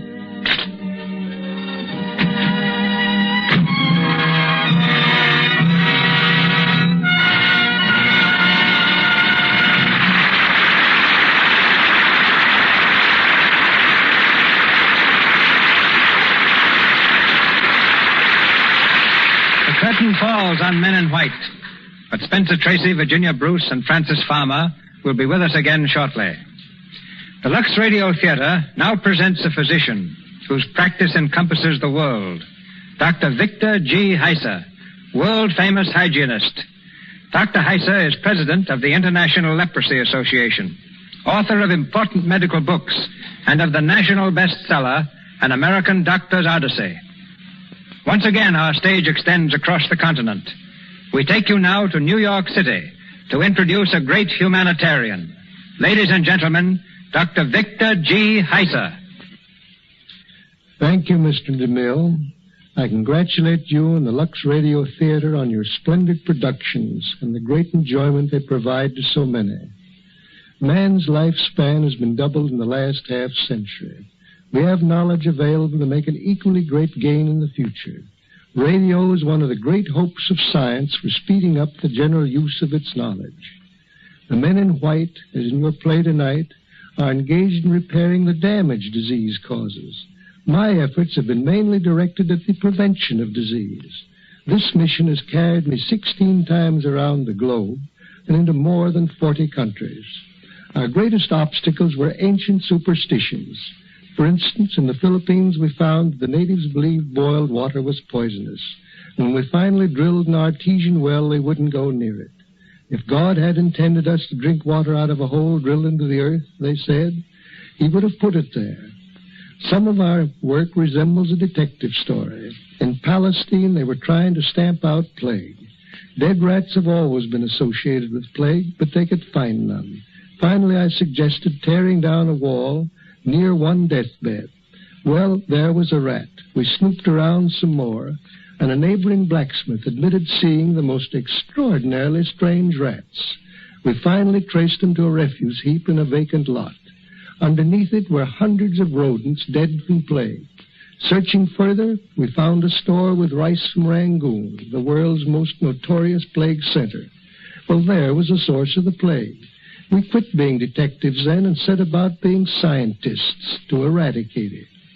On Wednesday, I shall sail for Africa on another long expedition. There's no telling what we'll find this time. I hope that something of what I've said will help you realize the tremendous needs of man and the great satisfaction there is in fulfilling them. Also, you may understand more clearly why a doctor, in devoting himself to his career, is not losing his life, but gaining it 1,000-fold.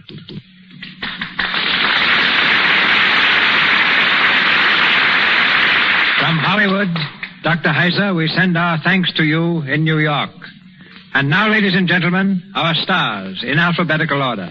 Miss Bruce, Miss Farmer, and Mr. Tracy.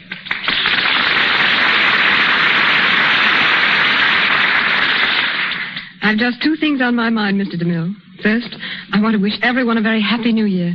And second, I want to say this. Every Monday night I've heard the stars get up here and say how much they enjoyed being on the Lux program. Well, now I know they weren't just being polite. It's been a grand experience, and many thanks. I surrender the microphone to my alphabetical neighbor, Miss Frances Farmer. As a comparative newcomer to Hollywood, Mr. DeMille, I'm afraid I'm not any source of news. I've worked rather hard these past months, but nothing could have pleased me more. It's meant the fulfillment of my earliest ambitions, a chance to act. To pictures, to the people who attend them, and to the Lux Radio Theater, my sincere thanks. And now, our man in white, Spencer Tracy. Thank you. I owe a lot to Hollywood, Mr. DeMille. But having spent so many years on the stage, I admit I've been lonesome more than once for the legitimate theater. Tonight, you've given me the opportunity to get back again behind the footlights, and I'm very grateful. But Men in White does a great deal more than satisfy an actor's ego. It's an enduring tribute to what I feel is the finest profession in the world. You hear a lot these days about commercialism. People wonder what's happened to the humanity and the sacrifice that glorified the past. It's still around us, in the men in white of your hometown and mine. Men whose sole objective in life is that we might be well. And I hope that tonight we have succeeded in reflecting upon the family physician a little of the honor which, along with our bills, we may have forgotten to pay him. Good night. Good night, Spencer. Good night, Virginia and Francis. Mr. Tracy, Miss Bruce, and Miss Farmer, our thanks. Ladies and gentlemen, this is your announcer, Melba Ruick. Before Mr. DeMille returns with the announcement of next week's stars and play, may I say that Mr. Tracy and Miss Bruce appeared through courtesy of Metro Goldwyn Mayer Studios, Miss Farmer and Mr. DeMille, Paramount, Mr. Guilfoyle, RKO, and Mr. Silvers, 20th Century Fox, where he was in charge of music for the new film, 1 in a Million. Miss Bruce will soon be seen in Universal's picture, Class Prophecy. And here's Mr. DeMille. My enthusiasm in looking forward to next week's program is one, ladies and gentlemen, I think you will share. For next Monday night, the Lux Radio Theater presents two of the finest performers in the film capital, Claudette Colbert and Fred McMurray. For each, it is a return engagement to our stage. and you will hear them in the same story in which they scored such a great success together on the screen, The Gilded Lily. Our sponsors, the makers of Lux Flakes, join me in inviting you to be with us again next Monday night when the Lux Radio Theater presents Claudette Colbert and Fred McMurray in The Gilded Lily. This is Cecil B. DeMille saying good night to you from Hollywood. This is the Columbia Broadcasting System.